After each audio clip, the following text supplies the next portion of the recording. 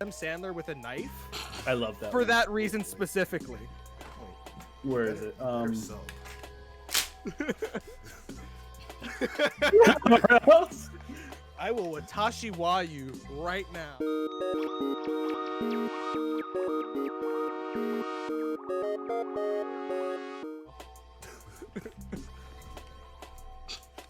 Is it that? There it is. No, dog, wait. Let me show you the actual best. First emote for me. Hold on. Oh, I'm excited. Oh, Thanos. Is it Thanos? It's Thanos. It's fucking Thanos. I fucking love Thanos I'm so much. scared. It's the dumbest emote ever, but it's so... It's just so fucking hilarious. Anytime something happens, I'm just like... Everyone, He's gripping into the soul right there. Yeah. everyone who knows the true Addy flex just, whoa, what the fuck? Oh, got another sub. I see that threat worked. That's the lightsaber. What the fuck? Yo, Red. Threatening the viewer base. How you do it? Wait. You gotta do one for Duncan as well. DwamKtag, thank you so much for the juicy ass slap and follow, and for the sub. I appreciate you, homie. Yep. And Red Toady, thank you so much for the delicious tier 1 sub. I think your lip marks are like stuck on the cam now. Nice. Thank you, Red. I'm literally Brandon's the worst. coming. I'm so sorry. Yeah, we're always waiting for I'm you. here. That's alright, I had the it's okay. Yeah. Your photo over your face this You time. got the picture. Yep. We're just gonna leave it there. As punishment. Okay. Fair is fair. This is your punishment. I look better in that photo than I do in real life, so Your punishment is The anime Brandon. anime me. All right. Right, Well, Duncan. We are live, I guess. Yo, Do we want to get this started? Hello, Sir Duncan. So everyone, this is a good friend of mine. I met like 4 years ago, so something like that. I don't know. Yeah. A part-time job. He's an amazing editor. We're gonna have him tell you guys a bit about himself. He streams, he edits, does theater, improv, pretty much everything in the arts. He also plays the harmonica, and this harmonica will wet your panties and drop your pants immediately. So Can we do let's hope he either? brings it If on. I later. could find Can we have a harmonica ukulele duo? How are you doing? If I can that find today? it. I can ham bone. I got my is it- somewhere. I can Oh pull my that God. Let's start a quartet of just Yep. the worst instruments. out. Yo, The who's most playing the annoying- electric triangle? Who, I want that shit to ring. who, Really? who invented the electric triangle? Someone who's very lonely. It's fine. Yeah. I'm your local Is this boy. where I... Yep. So this is where I want to start off and just tell us how your journey came to be in the Sure. world of arts and content creating. Sure. So I'm Duncan, DwamKtag at DwamKtag on Twitter. So let's see. It all started when I was born. Now, so I was 14 years old and I started watching YouTube, and I started getting into what YouTube channels were, who creators were, and I was like, you know what? I want to do that. So from 13 to 16, I would I bought an Elgato. Actually, no, I bought a Roxario because I had a PlayStation and I needed that composite cable. Fuck the PlayStation 3 and its protected HDMI cables. Facts. Anyway, so I start recording, learning how recording systems work, Elgato, Roxio, OBS, all that, and then I also do theater in this time, and I start learning how to edit. And I don't really get good at editing until 2019. But between 2017 and 2019, it's where I really learned. That's where I put my first YouTube video up that I actually felt proud of on my channel. Don't go look it up. It's good, but don't go look it up. I'm looking it up now. JB, bring that up. Can we get some researchers in the chat? It's called it's my first video. It's like Momodora on the DwamKtag channel, and the reason why it's called DwamKtag. You know he's looking it up right now, right? Like, you That's see fine, my that's face. Look, I laid it up. All right, you just need to put it in. So anyway, so I start really getting into editing because it's the only job you can do by yourself that, like, you know, you can go out and you can film stuff, but if you don't have enough people to work with, you can't make a good sketch. If you're an editor, you can make do with just yourself. And the reason why the name is DwamKtag is because it's the sound Ike makes when he hits you. It's the big dwamp. And then tag was originally DwamKtag. I'm an Ike stan. And originally, when I started my channel, it was Dwamk and a tag along was the name, so it was Dwamk and Tag. And that was supposed to be the fun naming convention.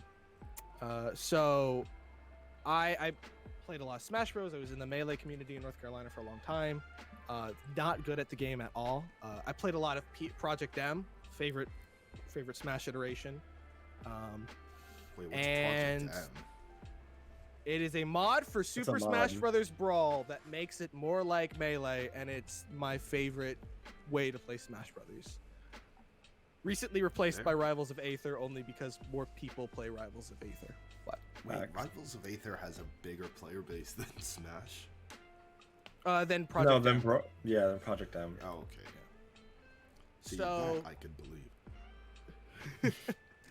So I am in the Smash community. I have this good friend. His name is Mark. He is at Remote Falcon on Twitter, and he and I go to Smash tournaments frequently. Like, I think the first one we went to together was we went to one in Greensboro, and then we went to SmashCon in I think 2019. I think it was SmashCon 2019. And I get to meet my good friend now, Nintendo. Nintendo is a 250,000 sub YouTube channel. Love the guy. He's funny. And he and I we start. The first thing I said to him, I don't know how it came up, but I brought up the joke diet racism, which is like stereotype, but instead of saying a stereotype, it's like, oh, that's just comedic diet racism. And he laughs. I'm sitting on a bench saying this to him going into his hotel room, and I'm like, okay, whatever, cool. A month later, he is looking for an editor, and I say, all right, even if you don't choose me, here's how you start with a new editor if you've never worked with one before, because I know how editors work. And he goes, wow, this is really professional. Do you want to work for me? And I say, sure. So that starts my stint with him. And I mean, I still do videos for him when he uploads. He doesn't have the strongest, his mental goes out the window every once in a while, especially after like he hit 200,000 subs and he hasn't grown a lot. So his mental is shaky, and COVID's just not been helping either, which is why I haven't done stuff for him recently. But this goes on from September until I guess present. But in December, I get a very powerful message on Twitter. If anyone who knows Smash Bros.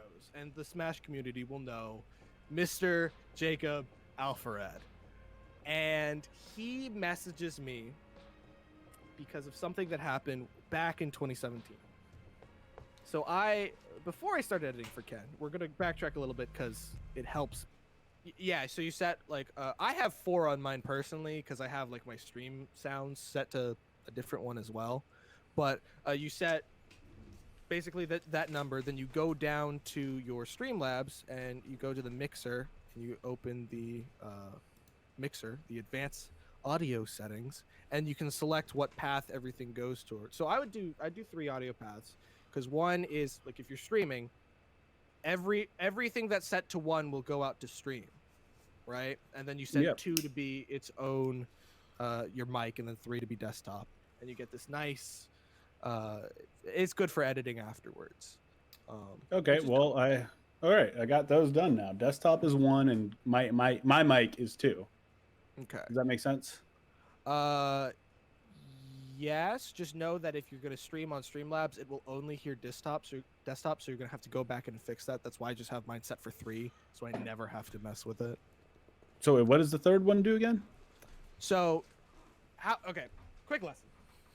All right, so how Streamlabs streaming works is it can only handle 1 audio channel while streaming because reasons.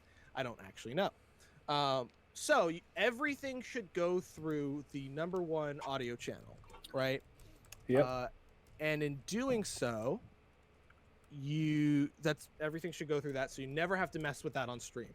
Then you set, if you're recording as well, you set number 2 to be like your mic or your desktop, and then 3 to be the vice versa. That way that you always have your mic separate, and you don't have to fix it every stream. And audio files aren't big at all, so who cares if you have even up to 6? Just know if you bring it into an editing program, it will have that information of all those audio channels attached to it. So like, it can be annoying if you drop it in like the middle of an editing program or something like that. Otherwise, it's just fine. Okay, so recording is 1, and then I go into the mixer and set 2 and 3 as my desktop audio, and then my mic. Yeah, and then just turn everything else off, and it should look a-okay. Okay, perfect. Yeah. So is the stream back up? Yes, it is. Yeah. We are good. That was great. That was great. No. Thank you for that lesson. Standard occurrence in the lunar. So channel. I wanted to talk about this too, and this might be something Brandon might have some input on as well. How do you feel about schools that teach you this stuff as opposed to you, because you're mostly like self-taught and YouTube taught? Yeah. I have a very confusing relationship with school. And I say very confusing because I did not like school, but I like what school did to me. That sounds oddly ominous. Didn't use lube, but true. Yeah, just raw, no rubber. Yeah. So I self-taught all of this. Like everything that I've learned, I find a problem and I go out and I learn how to do it myself. One of my biggest flaws, and this has been a problem, is I try to do everything, which is why I ended up being an editor, because I can basically do everything and it not get in the way. But like I taught myself how to do audio, I taught myself how to do video, I went and worked on which this is something I did. I went and worked on ads. Like I was a PA.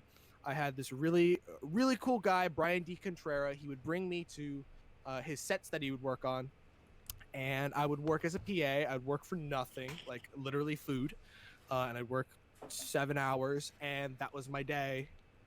And I would learn stuff. To be fair, I did cool shit like can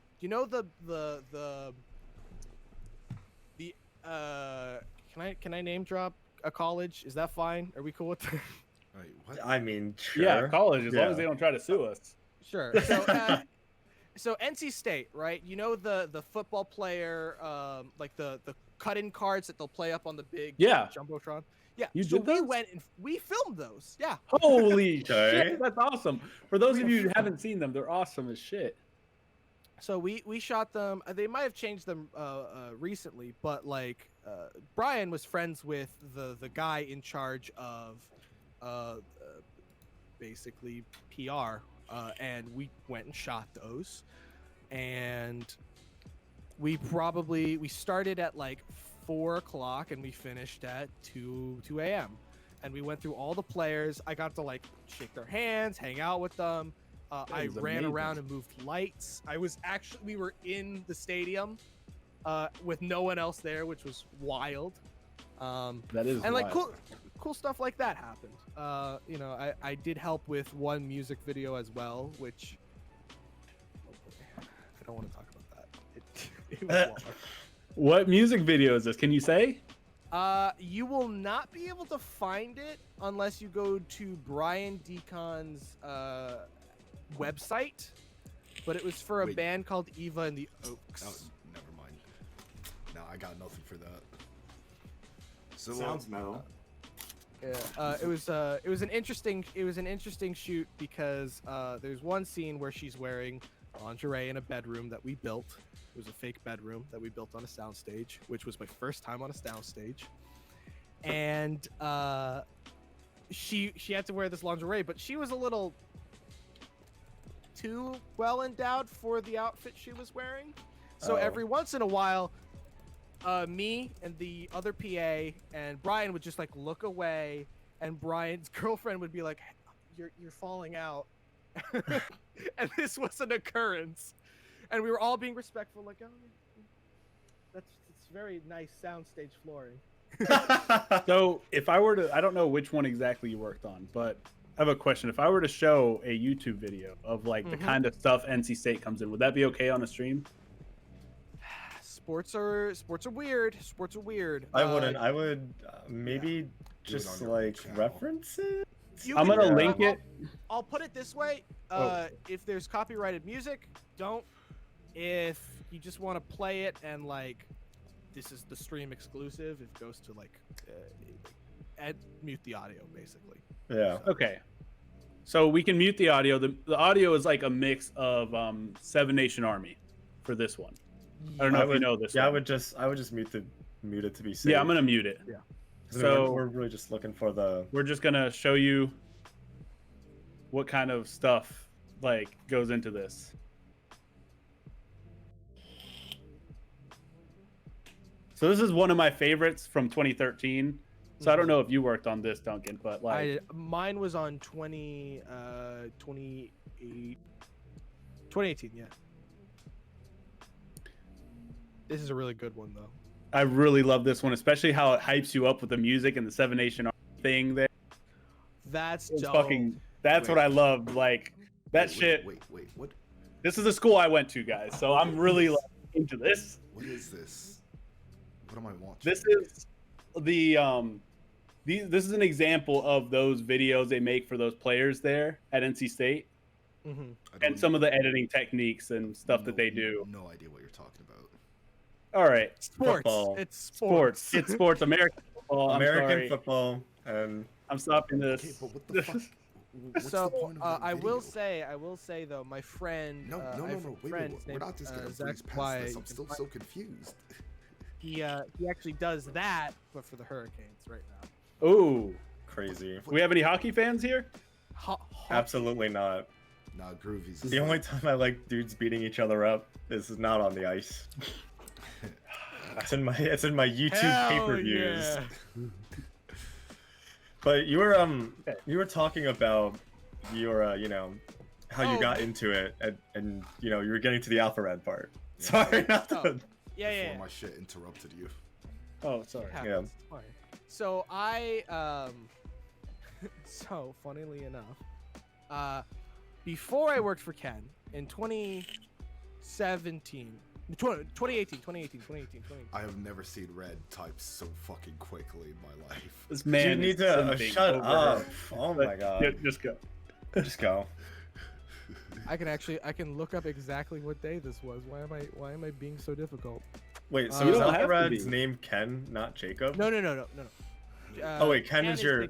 Ken's Nintendo. He's my friend. Gotcha. Jacob's Alpharad, who is also my friend. I felt weird saying like one was my friend and then not. Anyway, so 2018, January 1st, 2018. Hey, that's my sister's birthday. Oh, what a coincidence. So I upload a video called Fwab Comp Best of Major Duncan Intros 2017. Fwab, Friends Without Benefits, is a Let's Play YouTube channel that was started by Mr. Jacob Alfarad and Don Dad as Heck. Two big Smash people. Don used to be the best Squirtle in PM in all of the Midwest. Like, he was a force to be reckoned with in PM.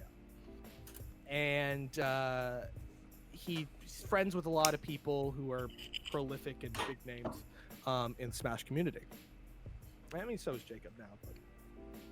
But, so I upload this video because I am a big fan of this YouTube channel.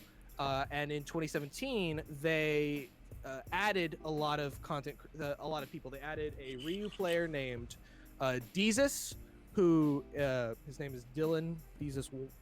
I think it's Walker's his last name. I could be confusing that, but he was a top 100 Ryu for a brief stint. Major Duncan, who was a figurehead of the Oklahoma Smash community, and Ouija the God, used to be a big YouTube channel. He stopped making content because it was too much work, and he became a Let's Player. So the 5 of them have this show called Friends Without Benefits. I'm a really big fan. They keep on asking for Major Duncan makes terrible intros. I make a compilation, and it gets 30,000 views in 5 days. And I'm like, oh shit, I should just make more of these. So I start making comps, and I make all the way up to a compilation called Fwab Comp Sonic Mania, which is an hour long. And they ask me, hey, do you want to just do this on the channel? And I was, Alfred asked me that, and I'm like, yes. He goes, cool. I'm going to check with the guys. I'll get back to you. Doesn't get back to me. He decides he's leaving. He decides he's leaving the channel. I made a video about it that Leaves you on red. have. Yeah, essentially. And I unlisted this video because me and him have had a conversation about it recently. But I talk about that, how he like ghosted me, and it was really uncool. But also I realized he's a busy man who was at the time dealing with, I'm leaving a YouTube channel, I'm taking off right in a new direction, so yada yada yada. Yeah. So I stopped making comps. I'm just ugh. Yeah. And in that time, I start multiple YouTube channels. I do one which is like a Magic the Gathering YouTube channel, a Magic the Gathering news channel as well. Has problems with there, which I could talk about all the channels I've started at a later time. But nerd.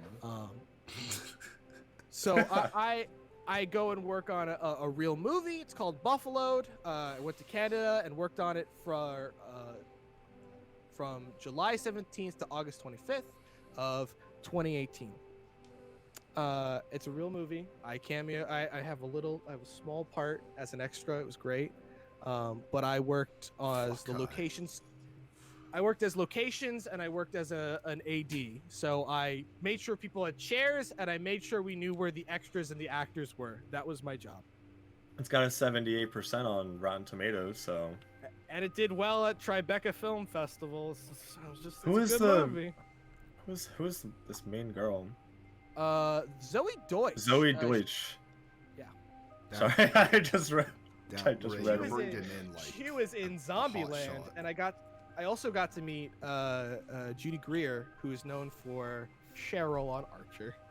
That's why she looks so familiar. Okay. Fuck. Cool. Dude, Ray, listen, I thought we agreed that we wouldn't bring someone who's famous people in, like... the real thing is, like, he's not famous. Like, most of you have never heard of him, and just, like, he has these experiences that are so different from everybody else we brought on, and I just thought it's so crazy to meet people like this, and especially when they're so low-key.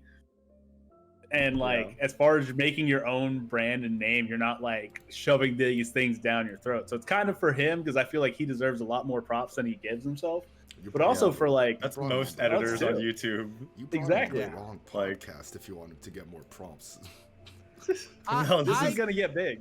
I came here because my friend asked me to be here. Yeah. Lunar, show some respect. Yes. So Red is telling me that Dylan Downing and Don Walker. I was getting their names confused. Yep. No, dog. That's just that's just some adoration and admiration. It's like, I've tried to get good at video editing, Still am. It's hard. That It's fucking- hard. fucking It is hard. is. So the basics, easy. Anything after that is like, what the fuck am I doing? Yeah. Dog, like, so I Like on par with coding. Yeah, no, Mhm. like that's why I was very excited to have you on because I wanted to actually like ask you questions from an editorial perspective. Because like I've only done like anime music videos for myself and to put Okay, on a that's- small YouTube channel. Right. So like, And like, you know, there's if I want to toot my own horn, I could talk about how like I did fight choreography for 2 years because I thought I was gonna do that as a job, be a stunt person. how was that? That was great. It went really nicely with, again, gonna toot my own horn. You know, I Nah, did. dude, to your own horde as much as you fucking want, man. Yes, This- please. This I- is your time. I've done Aikido since I was fucking 7 years old, so it's been it's been 14 years I've been doing that. My teacher is literally, he has the title of teacher of teachers. You can look him up. His name is Hiroshi Tajiri. Great guy. Chill as fuck. Can break me in 5 ways and not give a shit. Hey, Brandon, Like, Brandon, look this up, alright? I am. Don't worry. Jamie, put I that I on want screen. I want to do Aikido. I did, what was it? I did Kendo because we had a Kendo studio in Southampton for about 3 years, and then I moved away for college, and Right. I started doing HEMA, the historical Oh yeah. longsword fencing. So yeah, so every Sunday I try to beat up a bunch of 30-year-olds. With That's with longsword. that's how it be though. I really do. That's how it be. It's like, oh, everyone's like, you know, 30, 40, 50. They're all like super black belt. You're like, don't kill me. I'm just Yeah. gonna learn. Really though.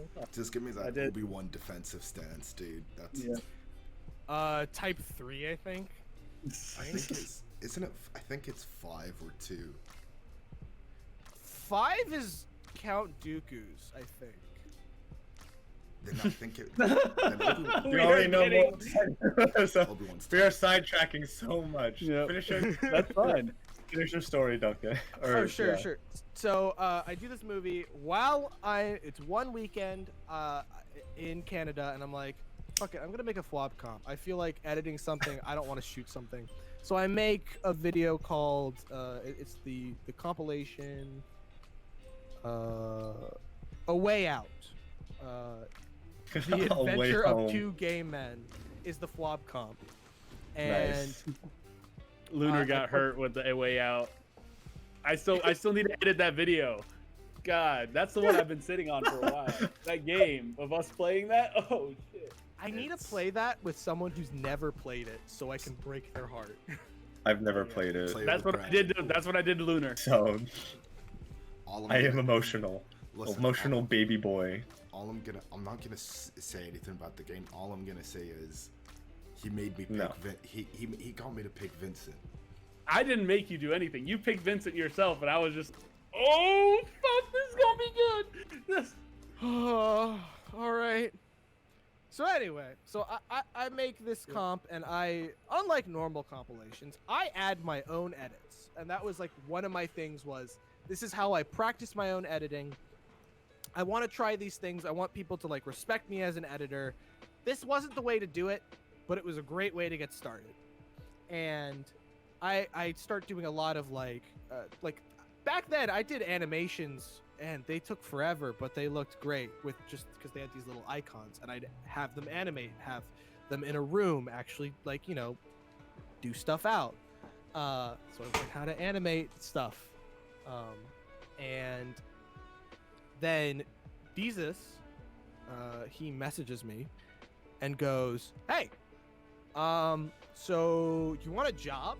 And I said, "Well, I was already offered this before." And I said, "Yes." He goes, No, but for real though this time." And I'm like, "Okay, cool."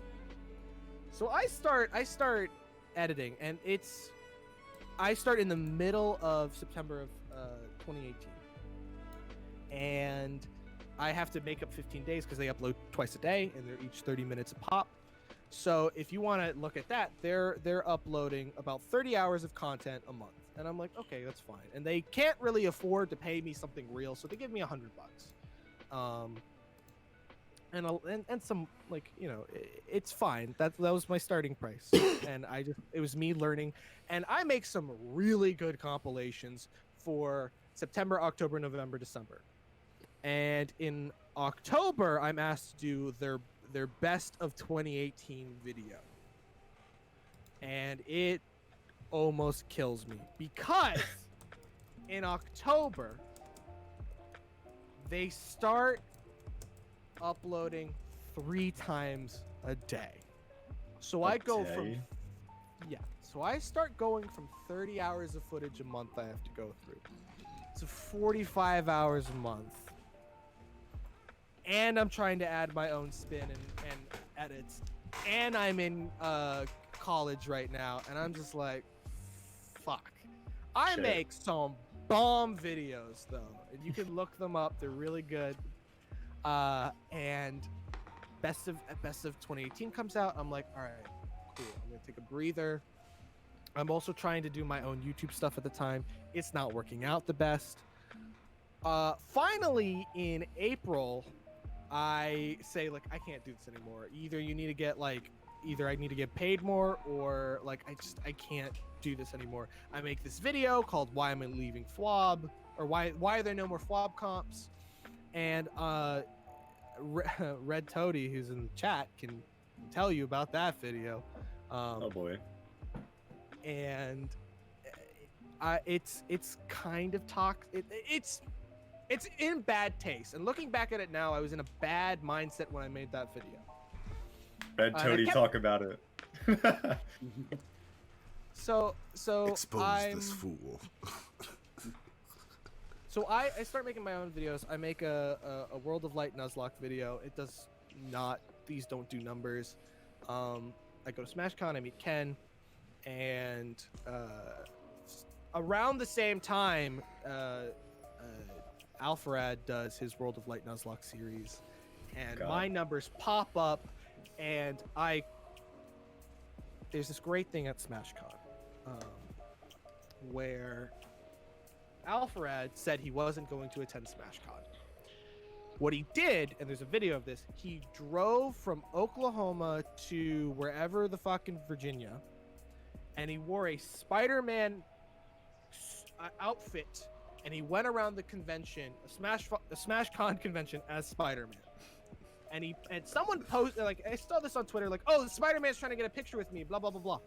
And I go, like, why did Alpharad retweet this? So I straight up call him out. I'm like, all right, I'm gonna say it. Spider-Man is Alpharad. I'm saying that right now, up front, for everyone to know. I thought it was Peter Parker, dog. No, my God. I'm in misconception. Little known fact, he's not from New York. He's from Oklahoma. And learned his tricks over cows. It's why Spider Pig exists. Isn't Spider Pig take place in Oklahoma or something? Something Utah? like that. I don't know. I think. Peter Parker fucked a pig or something. I don't remember the lore. It's Time to look it up. Spider. Brad did look it up. So not 6 minutes after I fucking put this post out, he goes, "How the fuck you guess it? Don't tell anyone." And I'm like, I bet, love your shit. Have fun at SmashCon. Close. And I'm like, and this happens for the next couple months where, like, I'll post something on Twitter, and like somehow me and Alfred get in a conversation on Twitter. Like, one time I was rewatching a Friends Without Benefits episode after they announced the Steam Workshop on Rivals, and I'm like, isn't it crazy how Jacob and Dodge straight up said that there would be a workshop in a FWAB episode, and no one caught it till it was released? And Dan Fernacci responds to me, the man who made Rivals Aether, goes, "Wow, look at this! I give him this information and he leaks it." And Jacob goes, "I don't know what you're talking about. Fuck you, DwamKtag. Not cool calling me a narkin like that." And like this happens. So December rolls around. He makes a video series on his Alfred Plus channel, which is a new Let's Play channel, and he messages me, says, "Hey, this Pokemon Sword and Shield video, this series is fire. You make good compilations, put them out." And I'm like, sure. You're not like, remember that time you ghosted me? No, I definitely was not gonna do that, because he not only did he ghost me once, he ghosted me twice. Because when he hit 1 million subs, I asked him like, "Hey, can I interview you and like make a video out of it?" And he said, "I'll get back to you in like 2 weeks." And he never got back to me. And so like he had done it twice, and at this point I'm like, you know what? I'm not gonna bite the hand that feeds me. True. Yes. So I make the video. He goes, "Wow, this is a really good video. Do you want to just like be a full-time Alfred editor?" And I'm like, You gonna ghost me again, motherfucker? "This is No, like, as long as you pay me more than $100, whatever. So I say yes. A month goes by. He takes his break because he's finished 2019. He's just like, you know, he's taking a break. No, Jacob is someone just said it, Alfredo Loki did. No, Jacob is a busy person. He's got his, you know, everyone's got their own mental stuff. And on top of that, I was just some schmuck that did some work for his friends, you know? Yeah, he doesn't seem like a bad guy. He is a wonderful, caring human being. And I'm not saying that just because he's my boss. He's like legitimately, like we've had so many conversations where like I've talked about, I have, you know, I'll peel back the curtain. Me and my dad don't have a great relationship. And that relationship caused me to have this thing where I constantly have to prove myself. And he straight up says like, "Hey man, like you're a little, you know, you always are like trying to prove yourself. And sometimes it comes off really aggressive. Like, what's the deal?" And then we had a long conversation about like, he's like, and I do good work. So he could just say, "Oh, I don't care." You know, he does good work. I don't have to talk to him, but he legitimately spent 2 hours talking to me. And like, we talked through some stuff. I learned some stuff about him. He learned some stuff about me. It was great. I love that, you know, that like 2 a.m. text like, "Hey, I'm not doing so good," and then you guys just start getting in your bag together. That's the best. Oh man. So like, so that was interesting, to say the least. So a month in, I'm desperately, because he pumps out videos because he knows exactly what he wants, and he pumps out videos very quickly because he went to college to be an editor and like be in film and stuff. And he knows what he's doing to a T, especially when it comes to sound. His philosophy is your video is 51% sound, everything else is 49%, and that's commentary, what's happening, all that stuff. So he's like, as long as it sounds good, and he had to kind of beat that into me because I was very much so like, I wanted to edit like, everyone here knows Scott Pilgrim, right? Everyone here knows Edgar Wright and his style. His style, yeah. Yes. That's what I wanted to do, and I did it so flashy, and he's like, "Turn down the flash, work on the sound, then you can turn the flash back up." And I was like, "All right, cool." So a month in, I do 2 videos for him. He puts out like 7 in that time, and I'm beating myself up about doing it slowly. And he's like, "Dude, like, it's fine." And then I ask him when he's reviewing one of my videos. I think it was the Spelunky death tutorial video. He's reviewing it, and he goes, "Hey man," or I say to him, just like we're shooting the shit after he basically says, "This is what I like, this is what I didn't like, blah blah blah blah." And he's like, and I'm like, "Hey, are you ever going to go back to full time? Because I need to get faster if that's the case." He goes, "Oh no, we'll see." Hour fucking later, he puts out a Twitter message. And he's like, "Hey, I'm looking for more editors so I can go full time again." Because we talked about that. and he asked me if I knew anybody. I'm like, I don't know anybody. I'm new here. And an hour later, I'm in charge. So I sift through it. He sifts through it. He goes, all right, Mugen Dio, who I love, she's great, and Ultima X are the 2 new editors. And then we all decide AG1 Plus, who is another editor. And we become the Alpharad but editing team. And it's grown since then. Like we have thumbnail people in there. I got the luxury of meeting Nova One, who is Nova One Duke, who is an amazing artist. And that's where it's been since basically February. So I don't want to be like he appointed you like the head of this like editorial team, but like no. Like you were there at its conception. Yes. I was and he says this to me. He goes, "You're the first editor that I have handed the reins off to and not edited after you." And I was like, I felt really good about that. And then he hired more editors, and I felt less special. But then I was like, it doesn't matter. Like I realized, like it doesn't matter. And it was so cool getting to work with Mugen specifically. Not discounting the other 2, but like AG was friends with. He was friends with friends I was friends with, like through the grapevine. And Ultima, I'd seen Ultima stuff. But like he's a Twitter person. He's not like a YouTube creator, so I didn't have like a gauge on him. But Mugen, I'd seen her work. I'd seen her work for other YouTubers, and she actually used one of my assets that I made on YouTube, which was the Nintendo Direct came out, so I made all the transitions from the Nintendo Direct on a green screen so you could use them. And she's like, I downloaded these. Hi, nice to meet you. And we had like a great conversation about like. Hey, dog, can you hit me with the download for those? That would be great. Oh yeah. YouTube.com/DwamKtag. You can go there. You can just drop your link in the chat, dog. Don't worry about it. Like, this is the one time where you'll go in a stream and self-promo's alright, but if anyone wants to promote their own shit, we do have a segment dedicated to that. But yeah, lunarshocker.com/merch. Yeah. Oh my god. Always be plugging. Get your sugar tits hoodie. I like that.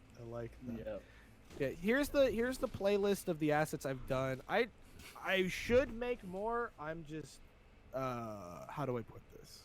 Lazy. Yeah. No. I wouldn't even say lazy. It's just like I have them ready. I just like I want to make content instead of assets, you know? And that's just like a thing that I'm fighting with. Yeah. But that playlist has 5 videos, and they're like the Nintendo Direct transitions, the Smash Bros transitions. Like that's it. Do you do these in After Effects, or how do you go do them through Premiere? I was scared of After Effects for the longest time. That's where I'm at right now. Yeah. So I got into After Effects only like 2 months ago because I started talking to Ludwig on Twitch, his editor Polite, and Polite's a fun guy. And I started talking to him, and he would stream him editing Ludwig videos because it's not new videos; they're not never before seen because all of Ludwig's videos are from Twitch. So he'll like walk through, and I really liked what he was doing with motion tracking stuff. And I used to just do motion tracking by hand. So I started getting into After Effects through motion tracking, and now it's like, oh, I know how to motion track. I know how to, make slightly better transitions. I don't have to, because I have a bunch of pre-made ones that I made just to have. But like, it's been fun dipping my feet into After Effects over the past 2 months, and it's been a learning experience. And you can actually see it in Alfred's newest video, or not his newest video, but his last Spelunky video. There's a lot of times where I had to like stabilize the camera to make a joke work. Yeah. Fuck yeah. And- Mad yeah. respect. I've But, only like, been all of using Vegas Pro. Vegas is fine until it isn't. That's my opinion. Yeah. Do you mainly use Premiere then? Yes. I started Okay. on Premiere Elements, and then I worked my way up to actual Premiere Pro, and like all of these green screen assets I did in Premiere Pro. Okay. This is before I did After Effects stuff. Gotcha. Fuck yeah. Cool. And I'm at a point where I'm like really comfortable with Vegas Pro, Mm-hmm. and got myself a bunch of like really cool effect plugins Yeah. for it. I think it's like Sapphire FX or some shit. Oh yeah, I So know. like what that is. every Yeah. time I go into, so like I can't remember what it was. I think I tried to do like the actual like the actual editing of like zooms, cuts, put things together, Right. all that kind of stuff. Throwing on whatever green screen assets I want, and do that editing in Vegas, and then I wanted to do like extra effects on like After Effects or Premiere Pro, because I know in After Effects you can do a lot more. My friend AG, who I was talking about, AG1 Plus,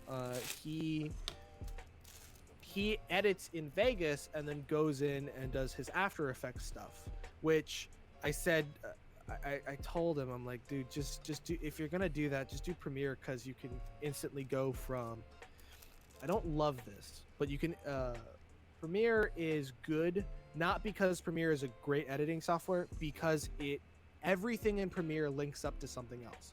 For example, I can go into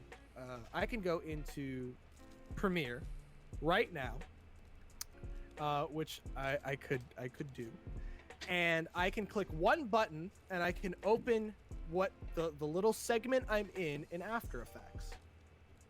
With instantly, I don't have to trim anything, I don't have to render anything, it just insta happens, and it's such a useful tool now that I'm getting into After Effects.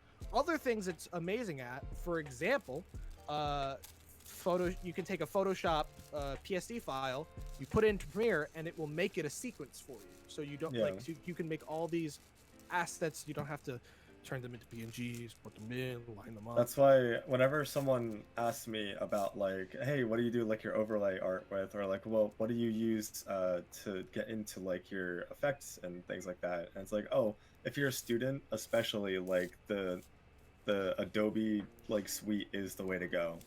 Yeah. Like it honestly, as like a starting point for most people, it's very like hands-on. It's very easy to learn, and it's very good for like the advanced, just anything advanced. Right. Yeah, So- I feel like I need to like grit my teeth and just go for it, because I've spent 5 years editing in Vegas Pro. And But it's not even like. it I'm is sorry. rough. I have will the say it is weirdest- rough. I have a program I've been trying to use, and it's not that intuitive. It's called Filmora. I don't I think know anyone's Filmora. ever. You do? I don't. Yeah. It's not that intuitive, but I haven't had enough time to see what its limits are.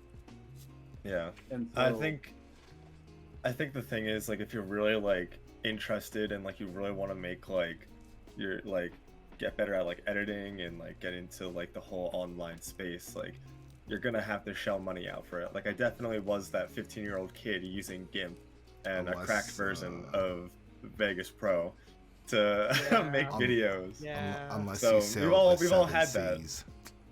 I mean, I still have that. Dog, I'm still running off of my cracked files from like 3 years ago. oh, we're gonna have to take this part out of out of. There you go. So YouTube doesn't. You know, But yeah. I will say though, I have not activated my Windows yet, so There's always something. Nice. Yeah. Look, man, everyone, look, Look man, at that. just turn on your VPNs. there You're you go. Gucci. Not Just start even. torrenting shit. Thing is, like, You know, when you torrent it legally. You know. when you come from the Middle East, it's Everything's they- legal. Yeah, no, there was This is- such no. there was such a culture of torrenting just because it was. Don't know, it just was. At least in Saudi Arabia, where you didn't have cinemas. So like, if you wanted to watch a film, bro, catch you these hands, you can't go to a movie. Yeah. No, a lot of this has been like, yeah.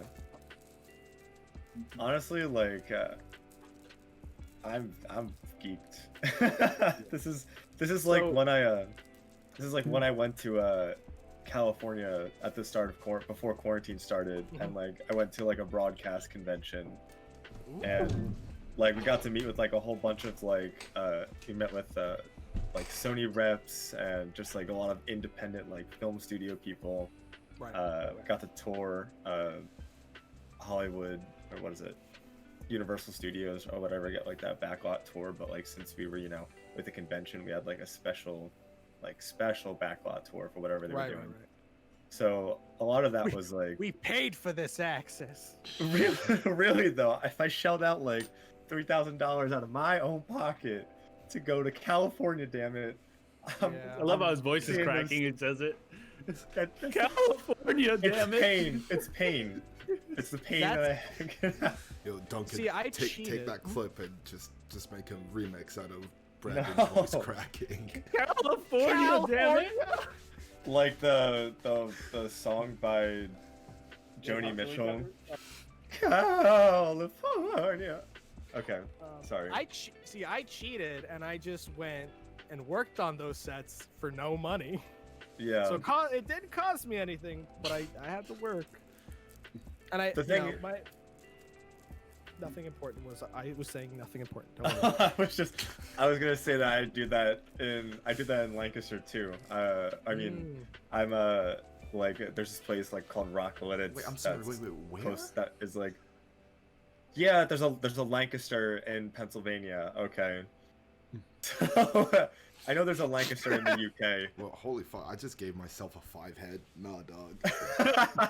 Dog, my hairline is not that bad. But like, yeah, I work on a bunch of like, that's like how you get into things. You just apprentice for free or like for like $50 a gig, and it's Dude, like that's it crazy. sucks. Yeah.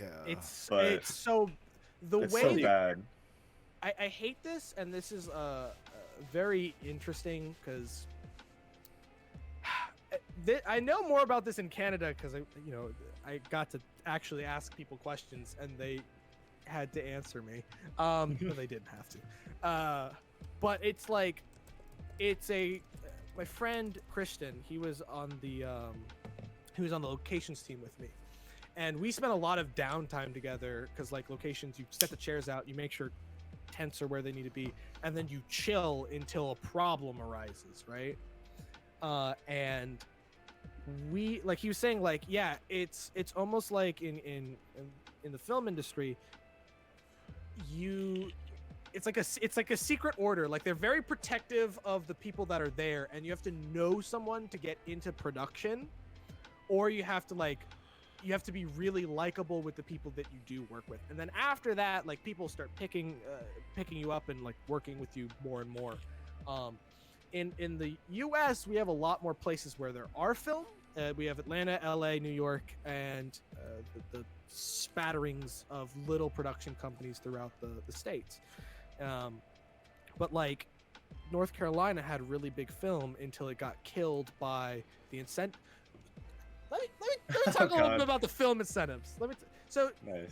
does everyone here know how films actually get made? That's my first question. I do not. So, Yeah, go for it, dude. I have an Okay. idea. So yeah. all right. So, would you like to give your idea? It's oh fuck. How films get made? Like, Yes, how films actually get You made. get for you're talking about the production process, or? I'm talking about making sure that it gets money. Oh yeah. Okay. So you have like, it's semi the same as like theater, in a sense, Sure. where you have like you have your actual creative team, which works on like the design of the movie, and then you have your business, admin, marketing side, PR, that deals with like the promotion of it, and finances, things like that. Right. So the one thing that you're missing, and this is the thing that I don't think a lot of people realize, is movies are made in New York, in LA, in Atlanta, in California, in China, in Canada, because of film incentives. This is money that the state and or the country gives to make the movie, because it makes more jobs, it gets the economy going, and it's good press that movies are being made there. So for example, in Canada, tourism. 100%. In Canada, they have really good film incentives. Granted, you have to use Canadian. You have to have 75% of your production team has to be Canadian, and your extras. There's a cap of the amount of extras you have to use and actors you have to use who are Canadian. But they pay for half the movie depending on the range. For example, Buffaloed, which was I think a $3.2 million movie, half of it was paid for by Canada, which is 1 point whatever million. And because it's going to make that money back in the jobs that it creates. So my dad is into movie financing, which is why I know these things. So when Hunger Games was being made back in 2012, 13, whatever it was, North Carolina had really good film incentives, and we had beautiful locations. That's why Wilmington was popping off, which I live in North Carolina, which is why I know this stuff. And then, the reason why film got moved to Atlanta is because Mr. Chick-fil-A, the old CEO Chick-fil-A, decided he was going to make a production company in South Carolina, and with that didn't have good incentives, but it was going to be a Christian-only production company.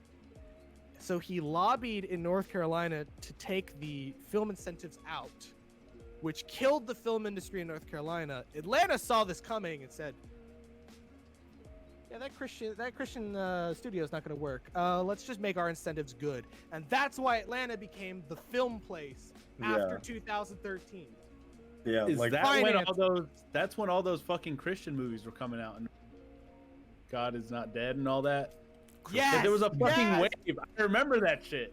And it did not last. We were just talking about this and at the convention, where like on the East Coast, like the second hub for film now is Virginia.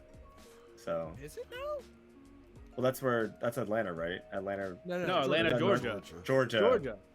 Whatever. Yeah, Southern that states. one. Yeah, I did know that Atlanta just like got a bunch of deals with shows and like movies like, and everything, and I was just like, I never knew why. When The Walking Dead came out, that was like the turning point that like I noticed the shift in the geography. So I mean, there was even either a movie or a show that was recorded off in near my high school over in Wendell. I can't even remember what it was because I looked into it and God. Well, but I mean, there was that Childish it was in Gambino bumfuck show nowhere called that was straight up just called Atlanta. Yeah. And like it's film financing controls a lot, like the financing of a film and getting as good as breaks and more money. That's why movies go to China. That's why the movie The Great Wall starring Matt Damon was made. Why the fuck did that movie need to be made? Because they make ridiculous money. That's why every Michael Bay movie is in China and they have some China thing, is because Michael Bay goes like, hey, our movies do well over there. They pay for like half the fucking movie. Let's go over there and make it. Just don't mention with the food. Don't talk about communism, and you're fucking good. That explains so much. I gotta give it to Michael Bay in that regard. The man knows how to make a movie that sells. Like, yes. Yeah. And what's it called? Fucking explosions. I like to That's watch. all I gotta A People love fucking explosions. Yeah, a creator that I like to watch calls it Bayhem, where it's like it's a very yes, specific cinematography style. Oh, I think I know who you watch. Is it Mr. Sunday? No, Or is it what's it called? red letter? Every frame Matters? painting. No, it's called. I can't remember what it was called, but also Cinema Wins, if you know them. Oh, Cinema. Yes, Cinema Wins. Yes. Fucking absolutely. Cinema Wins is a big reason as to why I've actually grown to appreciate movies a lot more, because he always talks about aspects of film that go beyond, oh, these actors were good and the script was good, and so is the director. I really like that he goes into like location scouts, directors of photography, and like So, casting people and that kind of, and he goes into a lot of detail about like the actual people who helped make the movie what it is. Like even going so far as to mention like prolific CGI studios like Weta Workshops, which is the studio behind Gollum Right. in Lord of the Rings. So yeah. So did your stint in doing film propel you into, you know, like streaming in any way? Like what was kind of that like thing that spearheaded you into like, okay, I'm like finally gonna go through with Twitch and like Got rid of one of my questions there. Good. I was like trying to bring it around to like the small streamer stuff, because like you know, as informational as the film shit is. Yeah. If we want to go into that stuff, I have a lot of information on that stuff. So let's start with something that I think is very important that people don't realize when they start being a content creator. And this helped me become a good editor, but it also helped me. Number one, and this is something really important. When you are making content, and this is for Twitch, this is for YouTube, this is for whatever, all right? You need to be confident in your content, regardless of how good or bad it turns out.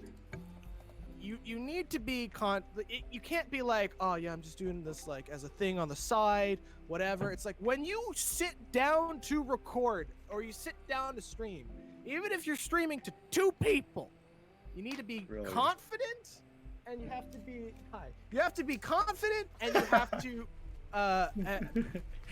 pretend like your content is fucking the best thing anyone's ever watched. Like treat it like not that side hustle. And it's very hard to get into that mindset. It's very hard to get in that mindset. It is. Yeah, there's so many people. There's so many people that like you just see that like are doing this, you know, like they're just like, oh hey, like I'm just like, you know, doing this for fun. It's like you gotta honestly like jump into it with all of your personality. You know, if you're not like, I don't know, there's just like a fire that you get when you like turn on the mic, you know. Yes. What if my personality's shit? Well, then work on it, damn it. Well, the whole point of being a personality is to be a personality.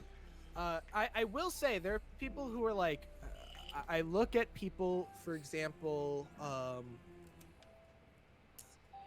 just me streaming absolute trash. I'm thinking of Clint Stevens, the streamer, right? Clint is dry. I mean, he's a funny guy, but Clint Stevens is dry, and he does whatever he feels like he's doing, and he got popular because he was a Mario speedrunner, and he at least when he sits down to record, he treats it seriously. He understands that people are there to watch him, and he's doing his best to entertain to some, like, in the way that he does. And he's dry, and I don't like, I'm not gonna say I don't like Clint Stevens, but I don't watch Clint Stevens content unless it's edited. I watch his YouTube. I do not watch him on Twitch that often, unless he's doing a new run or it's some challenge or something that's like, okay, I want to be part of this. Other important things about like moving from film to content is production value is important until it isn't, right? So, you know, I spend a lot of time. I made this. I didn't find. I made this, right? Yeah. That's really clean.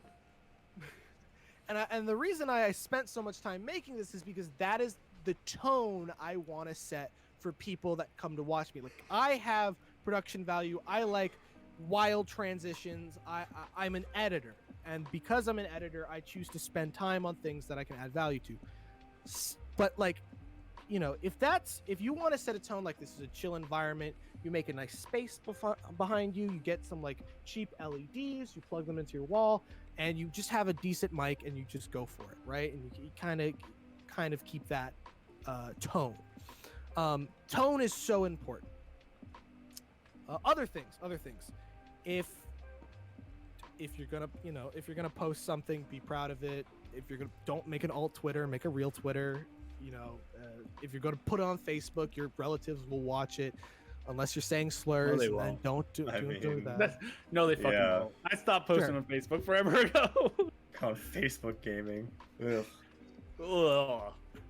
But like those are like three really big things that I think are, especially like moving from production to this, because when I started making content, I'm like, all right, I'm gonna make sure that my stuff has production value, because there's so many people on YouTube who just don't have production value, and there are a lot of people who still make it. Yeah. But I like, got like crazy shit behind me. but even with that, like, you have a decent mic, all right? You're not, I did spend money on my mic and my camera Right. to Yeah. make it at least like. and that's my point. Yeah. Like, taking advantages that you have, like, okay, like if you have a background in sound, making sure your sound is good, you know. If you don't have a background in sound, there's YouTube. Like, I learned everything through YouTube and like trial and error. So like it's doable. I have a background in inappropriate comments and ill-timed humor, and Hey. that's what I bring to every single stream. Yeah. That's my brand. Dude, my God. brand is aggressively Your brand mediocre is gameplay. Brand is in my name, so Ah, I already know I'm good at it. Just kidding. Yep. Yeah. What And were you like, gonna say, Lunar? We just straight up I'm- interrupted you in the background. I have no idea. I'm just vibing. I'm sorry. Also just listening. any more questions? Because I'm always.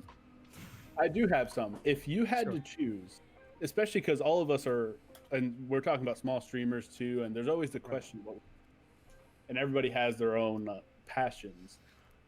If you had to choose, Yeah, can you whisper Streaming? passion into the mic? passion, No. passion. Hold on. Passion.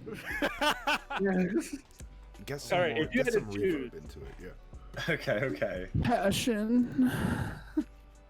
That's- Okay. If you had to choose, that was cringe as fuck. I don't even want to hear the video after that.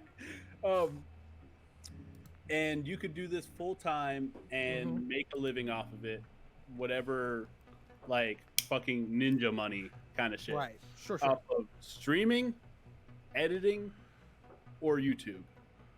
What would you decide? What would you choose and why? In a heartbeat, YouTube.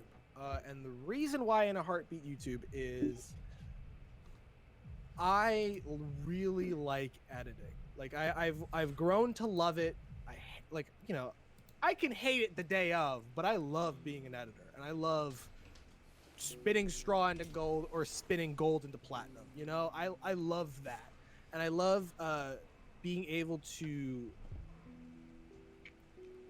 make people look at things, you know, and add these bags of glitter on top of them and go, huh, that was entertaining, and like it was cool to look at the whole time and stuff like. I really would love to go full time into YouTube, but I understand my shortcomings. Number one, I'm shit by myself. The only reason I do okay on Twitch.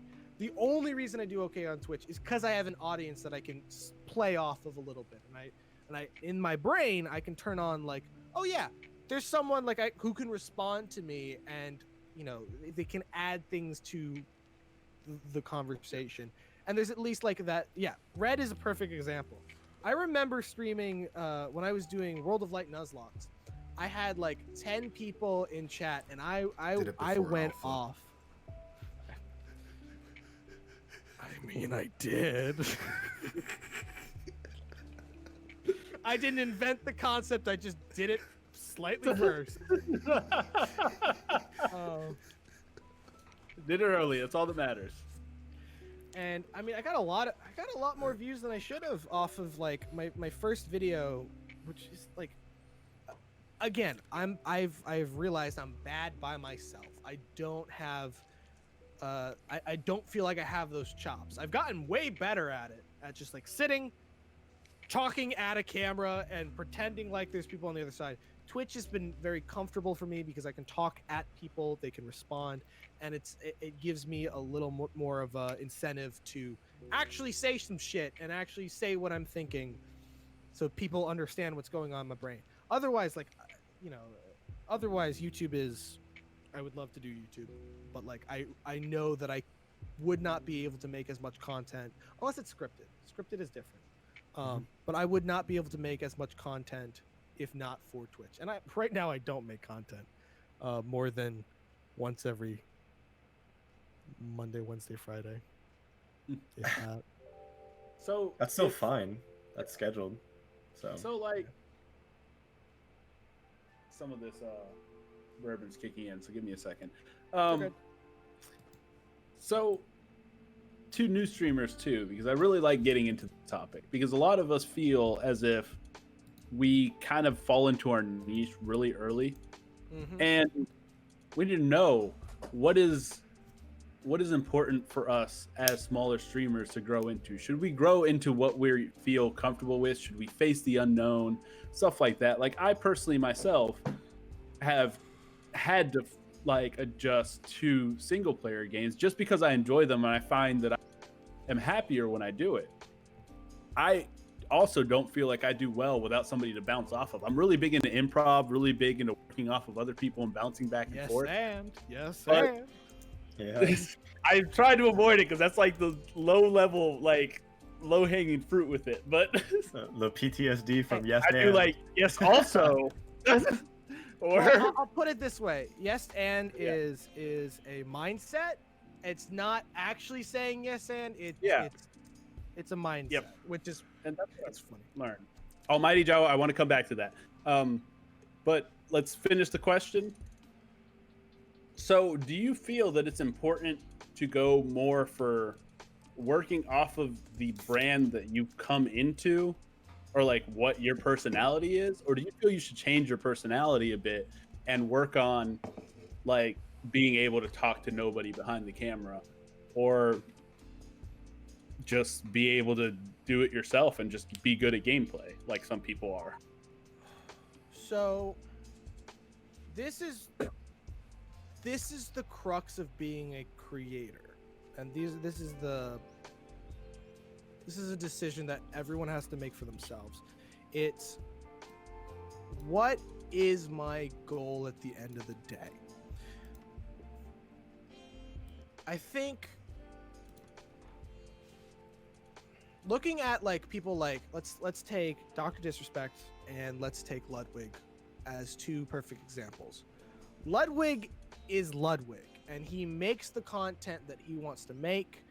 If it doesn't do well, he doesn't make it again. But he like last fucking night he was doing a stream on speed running Cookie Clicker, right? Because he is the fastest or he used to be. He's now number 3, the fastest A presser, you know, on Twitch. Jesus. Like literally on the GameCube controller, he was number 1. He broke the record, and now he's number 3 because somebody beat his record. But like he did Cookie Clicker on this custom controller, and that's what he did for 3 hours last night, and he had 12,000 viewers, right? And you take someone like Dr. Disrespect, who is Dr. Disrespect is a character. He's chosen that he wants to play that character because it's great to like separate that character from him. He actually talks about it, how that's how he got over his shyness. He put on the shades, he put on the wig, and he was good to fucking go because he was a different person, and he could be this zany character that he wasn't, right? So you need to determine what your goal is, and they both do something.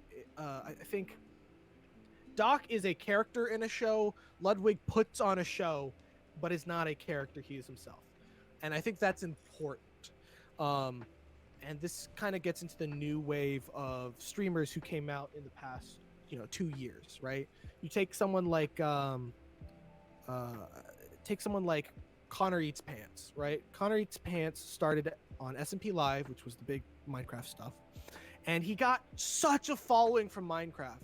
And then he said, "I don't want to be known for Minecraft," so he took the L, lost the momentum he had, and went and played whatever he felt like playing. And he's still chilling at like 100. I think it's like 50,000 on YouTube. I don't know what he's at, but I know he's at like a good number for someone who basically saw they were in a pigeonhole, said "fuck it," and took the loss to do what he wanted, right? And that's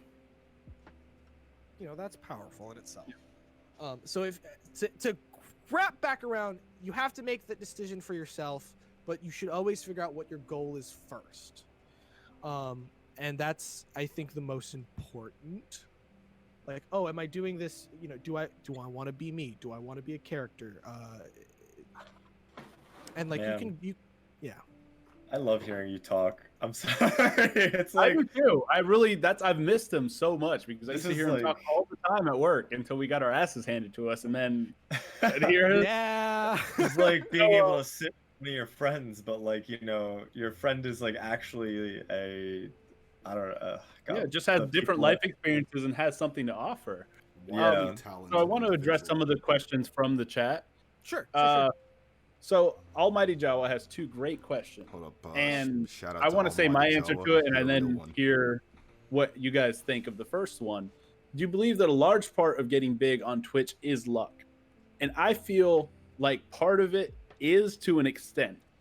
So it's a big part of, for me, what helped was finding other people, building a community, and learning, because so many people think they got to do this themselves and they brute force through it. And I did for a while too. And it's luck that I ended up in the community and meeting these 2 other people and Duncan. And it's luck that I got into this position. But if I hadn't, at some point, if I had put the work in, I feel like I would have met somebody like this or these people anyways. Whether it's now, early, or maybe even later in our careers when we're all bigger and we start collabing, it is a lot of taking the opportunities that are in front of you, but it's also like making those opportunities available. And that's really a big thing. You have to keep rolling the dice, like Red Toady just said. If you don't roll the dice, you don't ever get that chance. You don't get that perfect roll unless you actually just make those rolls in the first place. It may take some people 1 roll. It may take you 150, but you have to make those rolls. If I can give my opinion before we toss it over to the man. The beautiful I think it's I don't know. I think like that's a part of it. Like luck is a big part, but I don't think it's like the part. Like I think a lot of it is doing like your background research, doing like putting the hard work into like because I was talking with Dirty Job. I was talking with Zach about this. I was like, what do you? Because he wants me to like do emotes and do his like update his overlay and everything for him. And I'm like, okay, well like. Now that he's like with Vice and he's like trying to get all these partnerships and stuff, it's like, okay, so how do we grow your community? How do we grow like your image now? And it's like it gets to that point where like you have to realize like since you're creating content online, like you are your like symbol, like the colors get it, like everything down to like the minute detail, like colors, like what images you decide to use, what style that your verbiage is when you stream, like all of that is associated to you. Sure. So that is like and a big part of that is like putting that out there into like communities to where like you want to belong. So like when I was starting out, like I started like trying to take like whatever networking knowledge I had and been like, okay, like I'm not gonna get big unless, you know, you put the work in.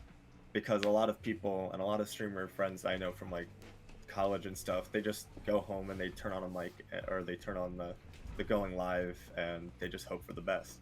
I was like, yeah, like that's part of it, but Just like that one fucker I hate. yeah. All right. I don't want to get into that this podcast. That's from another one. Go watch episode 3 or 2. But yeah. A groovy movie. Just yeah, Lunar's next. Let's No, I was saying it was 3. It was 3? Okay, episode 3. Into the Gotcha. chat. All right. All right, Duncan. Duncan, you got this. All right, so let's talk about the problems with Twitch. Number one, I love these. Twitch doesn't have. Twitch algorithm's fucked. Well, that's the thing. Twitch doesn't have an algorithm. That's Yeah. the way I'm trying to put it. Is it doesn't have a system to. It doesn't have a promotion system. I'm trying to think of the exact word because I remember watching Devin Nash and he used really good verbiage and I just can't remember it. But it is hard to get looked at on Twitch. Mhm. It's not because it used to be back in the day, right? Back when people like let's go with Pokemon. Let's go with Pokemon. Back in the day, Pokemon could sit down on a computer and play her game and just do whatever she wants, because she was, you know, slightly better for whatever reasons than other people at what she did, and people were actively looking for streamers back then, like 2011, 2012, 2013. Like, it was the Wild West. People were starving for this live streaming content that just wasn't out there in troves. And then it started to get popular, and then Twitch got oversaturated. 4 million people hit the go live button a day. And out of that, 1% of those people are partnered. And out of that 1%, 0.3% make a living. And the reason that is because streaming is a lot more competitive in terms of if you're live at the same time someone else is and you're not streaming together, y'all are fighting for those views, right? Because number one, it takes a certain type of person to go and try to find a live stream. It takes a certain type of person to then enjoy your content.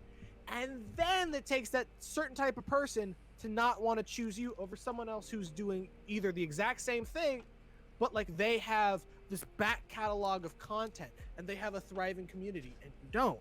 Now, some people like finding those diamonds in the rough, or some people are coming to you for, like, a lot of people came to me when I was doing the Nuzlocke stuff. A lot of people came to me because it wasn't being done, or I was one of the first people to do it. And then, like, I had that pressure behind me, and then people were looking for, oh, I got to see more Nuzlocks. I need to see more Nuzlocke type stuff. Oh, this DwamKtag guy, he has this back catalog of, yeah, basically, Red. It's like, it's this back catalog of streams that I did, and I can tell you the way that I do the Nuzlocke. I can tell you the direct pathing off the top of my head of how to get from one place to the other to get the most amount of characters with the least amount of fights in between. Yep. And that's kind of where, like, I got some of that groove. Now, people, now the new wave, this new wave, right? And I think the best people to look when it comes to the new wave of streamer, you look at Call Me Carson, you look at Lunch Club, you look at that gang. Misfits. Misfits to an extent, because Misfits They started on YouTube. They did their They're YouTube. more of a first. YouTube. I And actually they jumped to Twitch. But I can tell you the methods to get to 500,000 subs. There's 4 methods that are sure to work. They're hard though, but that's the point. And I can get to that in a second. But let me finish in terms of the new wave of streamer. The new wave of streamer has to not be going live for 8 hours a day, right? Every day. You have to go live. You have to make make a good amount of content. And then when you turn that go live button off, you are going to YouTube, you're going to Twitch, you're going to Twitter, you're seeing the new trends, you're figuring out, Ed, would that work for me tomorrow? Can I put my own spin on that? Whatever. You also need to be taking your content to other platforms. Like, if a good friend of mine, Vernius, I've been teaching him this a lot, and he used to go on Twitch. He wouldn't get any like viewership from Twitch. He'd have the same 20 people, which is nothing to be upset about. But he'd have the same 20 people. He got very frustrated, and then you take it to YouTube, and he's got like 200 people there daily, right? And the reason is, A, you have that back catalog of your videos right there on YouTube. All this good content that people can come and find. And he's done collabs with other people. You need to take, you can't just make it on Twitch anymore. Like it's so minuscule of doing that. You have to take that content and put it either on Twitch. That's how my friend Mugen got very popular. She would take she would always take, without fail, one of her favorite moments from stream and put it right on Twitter the second stream ends. And she's got a good enough following, and she has a lot of friends who also have a good enough following that they retweet. Oh, that's really funny. Maybe I should go look at this Mugen stream because this is like the 5th clip I've seen from her, and it's fucking hilarious. I should go participate. Or you go to YouTube and you're one of the SMP Live boys who always upload your SMP Live, your big moments from SMP Live, and that I will talk about that in a little bit. But you have to. It won't work on just Twitch. You have to get it out somewhere else. Even Instagram. Like if you can get it, if you want to be a memester on Instagram, go for it. That's why actually some people are getting followings on Facebook Gaming, because it's like other places. You know? Check out shit posting by Daylight for your dosage of Dead by Daylight memes. This is so like the passion that you like speak into this, like you could It's just gorgeous. tell. I don't. And that's why like, I love him so much. Like everything It's like- he does it's like- is happen. like fuck drinking a Raised Energy drink. Like I just gotta listen to Duncan talk about like like making it big, and I'll literally like I'm fired up. Like I'm gonna go through like my past like 15 VODs and like just like start throwing shit together. To me, cunt? I'll have you know I graduated at the top of my class of the Navy SEALs. Oh my god. Actually, guys, I have over 300 confirmed kills. Sorry, lads. Jeez. Can you just give me a Raise minute? energy, everyone. I need to switch Yeah. off my dryer. Yep. You're good. But yeah. So let's go into Almighty Jawa's second question, because I do want to get to everybody who's asked questions. I really love this interaction we're getting in our chat right now. They said, Almighty Jawa asked another question. Let's do stuff like being able to pay Cookie Clicker, when we were talking about that, is earned. You think anyone can get big just by playing Cookie Clicker 20 hours a week? Or are new streamers obligated to chase trends until they make it? Like you were saying, we always want to go out and spend the time to see what people are watching, what your analytics are saying. Like your viewers also watch these other games, these other channels. Should you click into those channels and say, okay, they're watching this. How can I make them come watch me for that content rather than the other person? Or is it something like you should just sit there and be yourself, play what you want to play, like variety streamers do, much like myself and a lot of other people, and honestly just hope that people come to you based on loyalty and honestly just liking your personality? Well, I feel like you kind of answered that question yourself. You kind of set that up. Yeah, I will say it. I'll say it like this. Alpharad, right? He started as montage parodies for Smash Bros, which was something that didn't exist. It was montage parodies just like Pyrocynical used to do, and they did very well. The How To 101 series are honestly brilliant. And he took that, it worked. He took that, brought it over. He did more Smash Bros stuff, and then he got confident and he made a Let's Play channel, and that was his not Smash Bros stuff. And putting that forward, he then is now branched into he can play whatever the fuck he wants to play. but that's because he found a niche, or he found a niche in a community that worked. And another perfect example of this is Tierzu. Tierzu, in 6 months, no, I think it was in 6 months, yeah. In 6 months, he got to 250,000 subs from making 6 videos. And Tierzu's videos were a niche that no one explored. It was, what if we put stats to animals and then we actually broke it down like it was inside of a game? And that's brilliant. It blew up on Reddit. The algorithm said, hell yeah, we like this. And honestly, his first 2 videos aren't that good.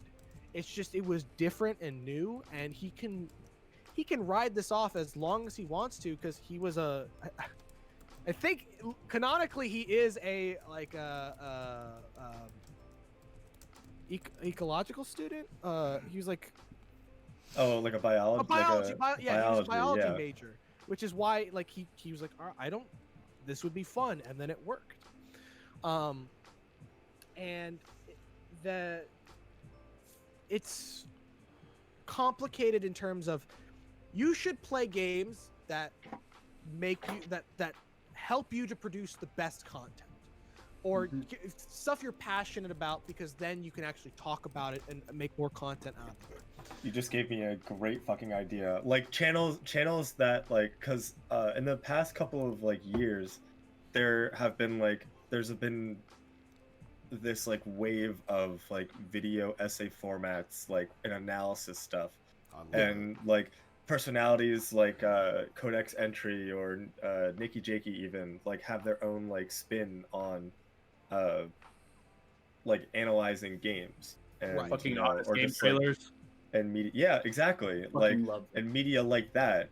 Cosmonaut. Yeah, I fucking love Cosmonaut. Like I don't know. Get crucified for it, but I love Cosmonaut.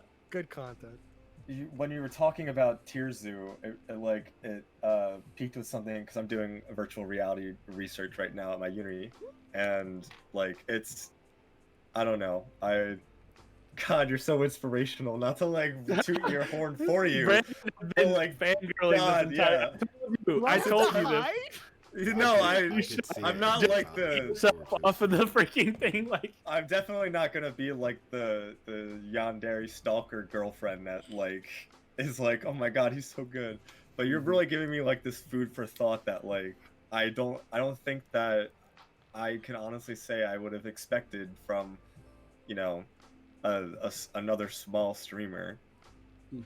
So the only reason I think I have this like kick is because I spent a lot of times seeing what like my friends are doing wrong, and I help them to grow their stuff. Like on my Twitter, it actually says like I am a what is it, content coach, as a joke. You are. No, you are. You Content helped creator me. support, the content creator support specialist, and I wrote that down only because like, for example, like my friend Vernius, he did not know he could multi-record audio tracks. Like he could have multiple audio tracks, and he just didn't know. He didn't realize he could take his content that step up.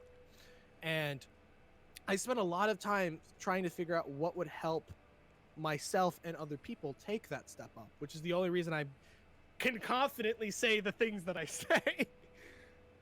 And like to like something that I have been personally trying to start working on myself is just kind of doing, because I have all this information, and I uploaded last time, you know, I uploaded a video I felt good about 2 months ago, right? And this is something that Ludwig said on one of his videos from the past couple days. It's ideas, guys, are great until they don't do it. So you need to just take that step and do it. Like I started this new thing like for the content, which is it's an idea I've been coming up with of making a review based on how good the game or trend is for making content. Because there isn't anyone doing that right now. And it's like, okay, well, if I'm gonna get into this game, maybe I want to know about the community. Maybe I want to know about the creators who are playing it right now. A lot of it's like when you learn about a game, you're learning about it because a creator's playing it. Like a good example is Hades. Hades is a wonderful game that it finally had its full release, but it has a community because it's been out since 2018, just in beta, and now it's finally out in its version 1.0 format. Like what Tarko's become. Yeah, or like Supergiant Risk of Rain, Games. or Risk of Rain. Because these Supergiant are all- Games has a very dedicated Fucking fan love it. base. Speaking of that, I do want to set up a collab with you. I know you're a busy man for Risk of Rain 2. Yes. Oh, man. I definitely want to do it because we can talk about a lot of this stuff too on that.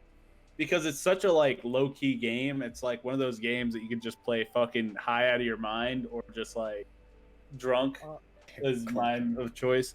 But I also owe Vernius a game of Risk of Rain, so we can do that. we could all play together. Yeah. Yeah, I love playing off of other people. Like I said, the improv and everything. Like I got into it when I started talking to you about it, like 2-3 years back. Want to move on to Justin's question. I gotta find it. Justin, it's about anxiety. I want to say it completely word for word, just to make sure. Where I'm trying to cuss less. Cursing is a crutch to a crippled vocabulary, and I don't need to do it every time. Where is it? Do you often deal Where is with it? anxiety a lot before you stream, or have you gone Exactly past it? that one. I get it every once in a while still, and Okay. I got it at the beginning. That first time I was like, oh my god, I'm nervous. People are gonna come in and see it. I still No. do. And for me, just to start it out, I have done something for myself that's just called the classic lying to yourself. Oh yes. But I do it in a positive way. So that game is a really fun game to play with yourself, where it's like you can lie to yourself in a negative way easily. People do it all the fucking time. Sure. But in a positive way, it's like, no, I'm not anxious. I'm excited. Yeah. So I did that for a first day of school. You know, those nights, even like in college, first day before school, I could never sleep. And it's one of the like additions to my insomnia. And it's like all the time I'm like anxious, and I'm like, the response to anxiety, like biological response to anxiety, is It's the very, exact very same. close Yeah.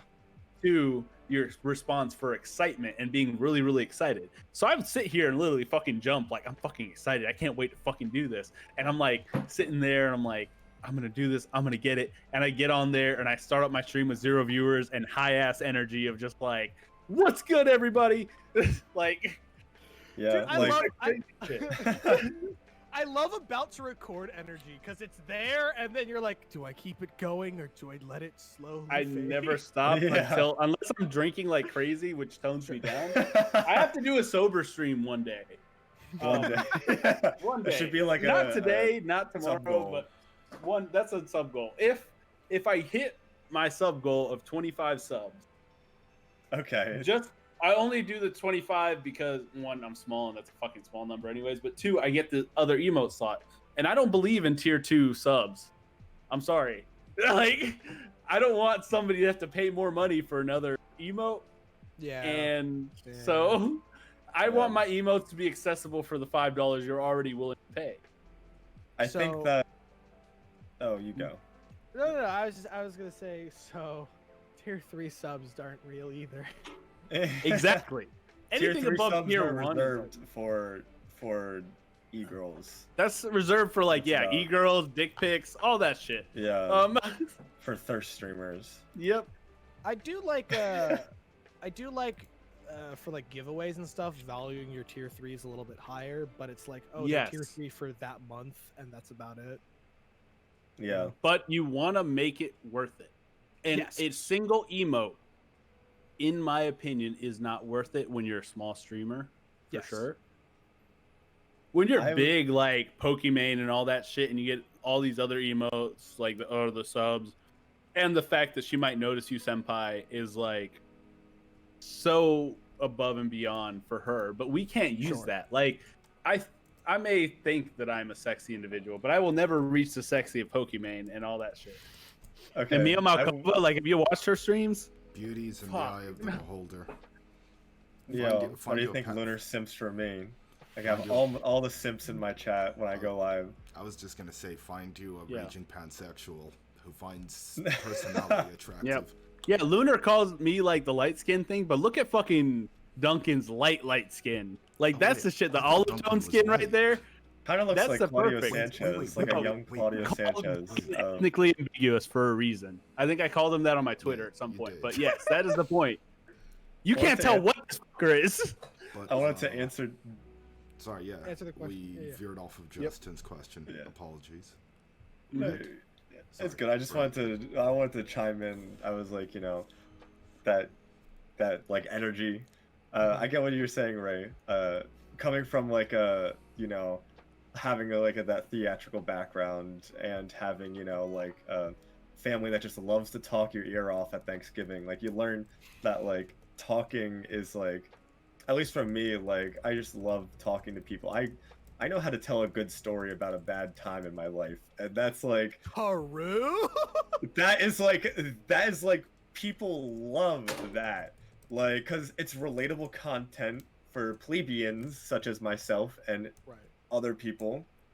Like, it's if you can make like hard times digestible and funny, Yeah. like without it being like, oh, you're an edgy like meme lord on Instagram, or like already in that like niche.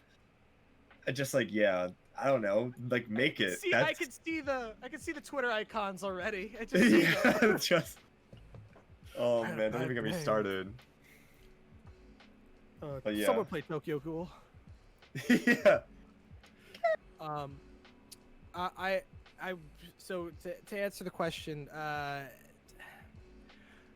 I mean, like, I did theater 4 years, and even before that, I was the kid who walked. So I go to this. My mom goes to this art thing. I'm 10, and it's like local artists show their work, and I walk up to one of the artists, and I'm just like, "So why'd you make this? Tell me about like what you were thinking of." And my mom's standing next to me, and she goes, and the artist's just like, "Well, let me tell you what I was thinking when I made this art."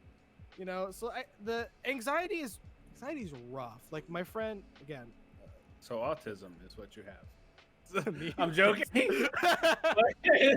Whoa. anxiety is like, May have been over the top. I'm sorry. But A little anxiety bit, is a fight for a lot of people, and it took because I got most anxious like before I think before like tests, because I assigned value to them, and then I stopped doing that when I stopped giving a shit. But again, what Ray said, like, going back to that, my theater teacher said to me, when you are nervous, it's almost the same as being excited. So just take that energy and do something with it. And that is really powerful, to take that and use it and direct it. There was something that the only good theater director in my life, my freshman year, said to me, and it was that excitement, or it was like, nervousness is the excitement of anxiousness that you let overtake you, or something like that. So like, when you step on stage and like, if you get like too like in your head about something, then like you're obviously going to trip over your laces. But Right. like, if you're just like happy about it, like you would be doing any hobby that like you actually enjoy, then it just comes naturally, Yep. It's like I said, lying to yourself can be a good thing.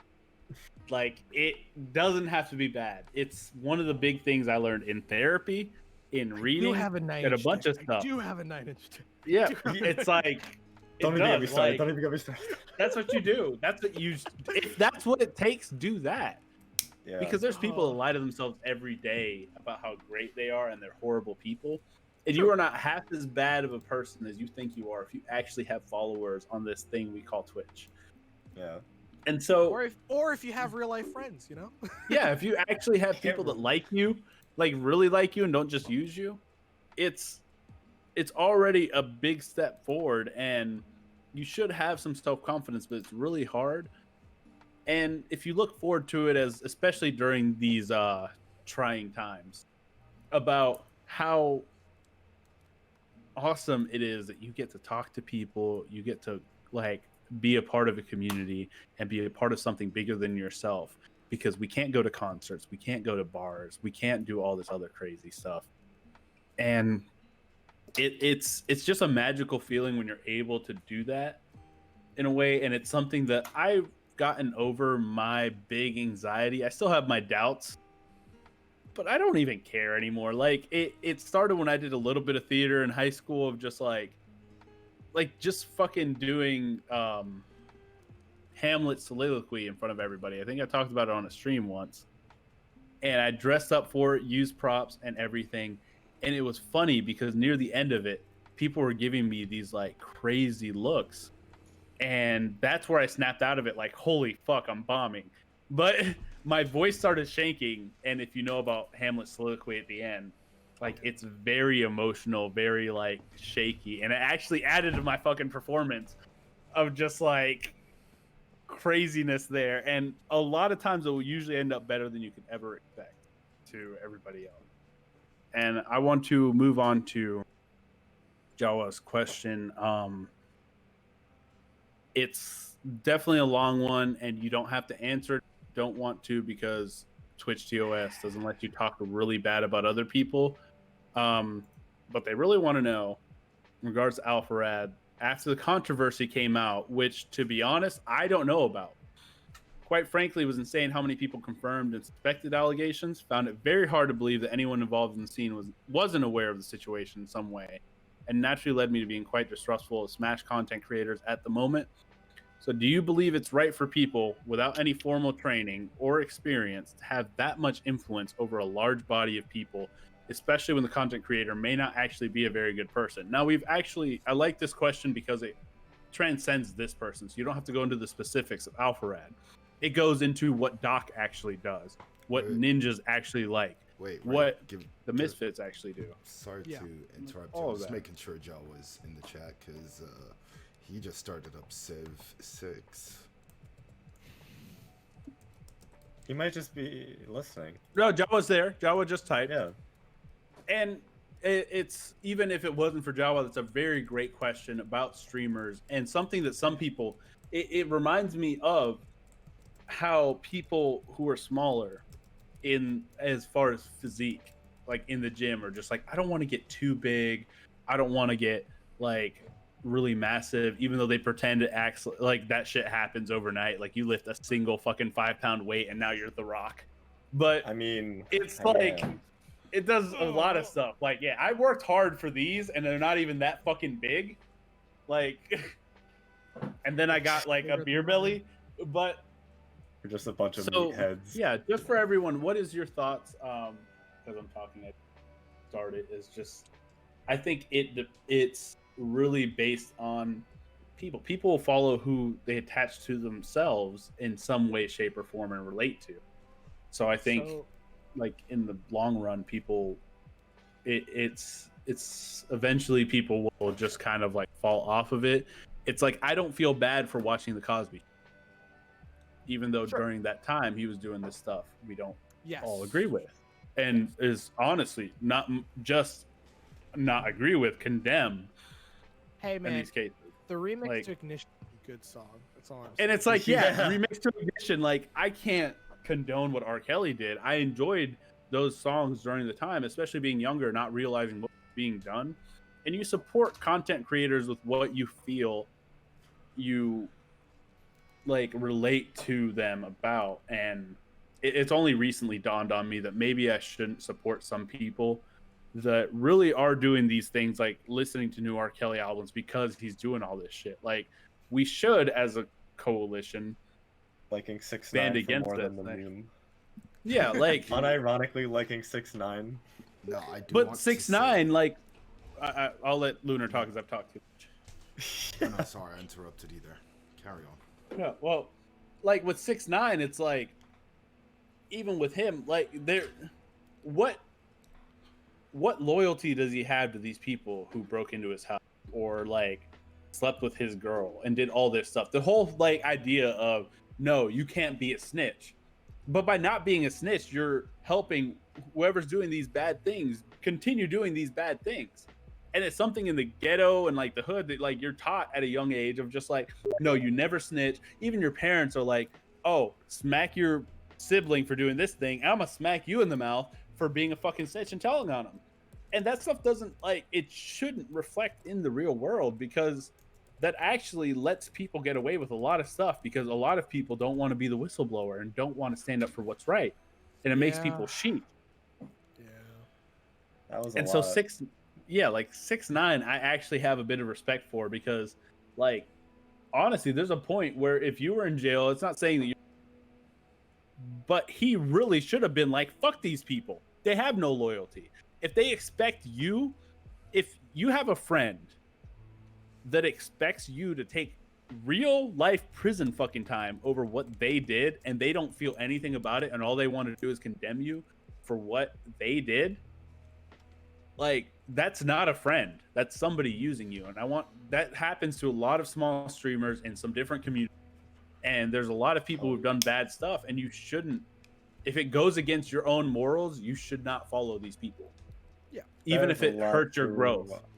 There's a lot to unpack there. There's a lot to unpack there. Well, But I want everybody else to unpack that and not myself. Yeah. So I have to stop talking. In regards to the question.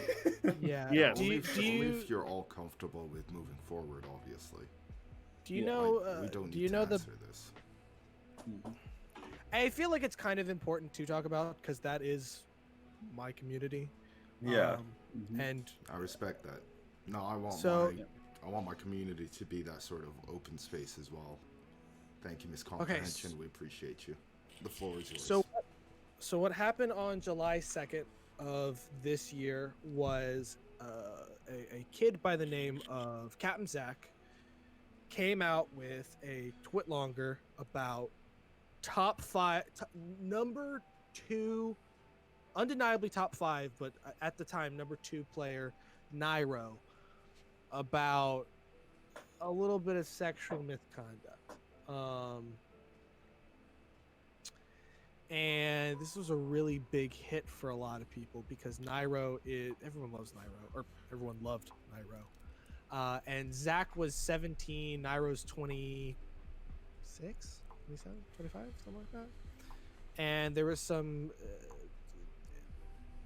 stuff of the sexual variety between the two.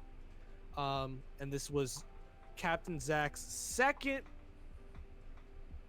second top player he had a relationship with, who was over, he was 16 and the other player was, I think, 28. He got banned. This happens now. Lots of shit comes out about some really big Smash names, including D1. There was Keitaro, how they, sleeping with 16-year-olds. Probably shouldn't do that. Just a lot of bad shit came out. And a lot of this stuff was perpetrated at, what's his name? Sky Williams' house. Oh, A yeah. lot of this stuff happened at Sky Williams' house. Dog, So this no, is like wait, low-level wait, Jeffrey Epstein wait, situation wait, going on. Wait, Sky Willie? No. I Yeah. mean, Oh yeah. Yeah. Oh, yeah. I liked I remember when all Sky. this came out, Yeah. I watched a lot of this. It was if people knew that this was a place and it was being run like a really poor frat house, but for Smash players, I don't know. There's a devil's advocate there too, because the age of consent is 16 in many states. Okay. Yeah, but legally, that statutory, might be okay. federally, As No. the age As- of consent Mhm. is 18. But They- So it could, let's- but yeah. Let's talk about this, because I'm just gonna say this briefly. There was alcohol involved that should not have been with minors. Yeah. Yep. Blah blah blah blah. My that pushes it over the edge. Yeah. Yeah. So I'll say, Jacob took this really hard, Mr. Alfarad, and he like literally we didn't hear from him for like 5 days because he was friends with Nairo, and then he was also knew a lot of these other people, and the Smash community is going to be very different after COVID. It will be very different, and we'll see how that shakes out. But it's I can I understand. just want to that. say, as like, well, go ahead and say yours. Again, I've talked to you. okay, I was just gonna say, like, I could understand, like, you know, from Jacob's position that, you know, it would have been rough, like, if any of, you know, your close friends, you know, came out and like this deep shit happened, it would be personally taxing. I don't think, you know, he would have came out and just, you know, I don't know, made a statement like right away. Like, people that genuinely care gotta take like some time to think about it. They do, and it's hard. It is hard because these are people that you consider your friends, you build a community around, you play your games and everything with. And I have to, it hurts in my heart, and it makes me very indecisive. There are lines that I will not cross myself, and I have moral. It's like, I don't want the devil's advocate part to like mislead anyone about my views. For sure, situation's fucked up. Alcohol involved with 16-year-olds and then sexual misconduct with them is definitely in all forms inappropriate. Like, Sorry, even don't myself say as sugarcoating a it. it is It's, Yeah. it's rape. disgusting. It's disgusting, and it is rape. I didn't want to say the R word, but it No, is. It has It- to be said, but I It has to. personally would appreciate if we avoided it. Yes. And so it is definitely the R word. Sexual misconduct is sugarcoating it, but it is what it should be seen as. yeah. As in the sense of Sky Williams in its own house, I have to agree with Jawa. It's difficult to believe that you're not aware of what's happening, but it's very easy to turn a blind eye to your friends. And so it becomes a loyalty to friends thing versus this horrible thing, which in Yeah. my eyes, again, I want to be clear with this because I feel like I may not yeah. have been clear enough. No, It is not right. I'm 25 now. Like, even a 20-year-old, like, you kind of want to let the paint dry on that one, to me. And then a 16, it's taking advantage of a high schooler because of their thought process and what they believe is cool and all that, and then drinking and all that involved. Yeah. And I'm like, saying this as somebody who, as myself, I've been like on the weird end of some of these things because there's sometimes horrible manipulative girls out there. That's not the majority. It shouldn't be used as a defense for people at this stature. And if there's multiple cases, for sure, you have to look at the facts. There's no devil's advocate with it at all. Like, it is what it is. The community, yeah, there was a deep cleansing. It's great. It's a great way to say it. It was. We'll see what happens when Smash returns in its physical form. Like, and I think one of the biggest problems was these are places where people are flying in to hang out with their community, and stuff like this happens. Mhm. And I mean, I saw something earlier today that, you know, like, Smash is just like the iteration of it now. Like, this happens in every like circle in the world. There's always going to be influential people in every corner that you know, manipulate and abuse power to, you know, get. Even within the small streamer community now, there's accusations, allegations of stuff, and we can only call it that because that's all we know. But we don't know what we know, and we don't know what we don't know. If you don't but know, this stuff happens. Yeah. I just want to take this a bit of time to just say, in terms of being involved with someone who's manipulative and emotionally abusive, it's very, very difficult to see and even more difficult to get out of. Like, is a topic that I personally get a lot of anxiety around, hence the teddy bear I'm stroking in my hand, because some form of stimulation is always good for that. But like, what is it? When I'm like 4 years ago, I was friends with this dude who was just proper manipulative and abusive, and then the only relationship I've ever been in was manipulative and emotionally abusive, as well as one case of sexual assault. But yeah, but we don't have to go into that. Yeah, no, there is no shame in asking for help. There's never anything wrong. In a lot of these cases, people who are being manipulated and abused are made to feel like it's their fault constantly. And if you're in a relationship with anyone, romantically or platonically, and you're made to feel that way a lot, it might be a good time to stop and truly think about what's actually going on. Yeah, that's my piece. But I don't really have much to add on about the Smash controversy because I don't really know anything about it.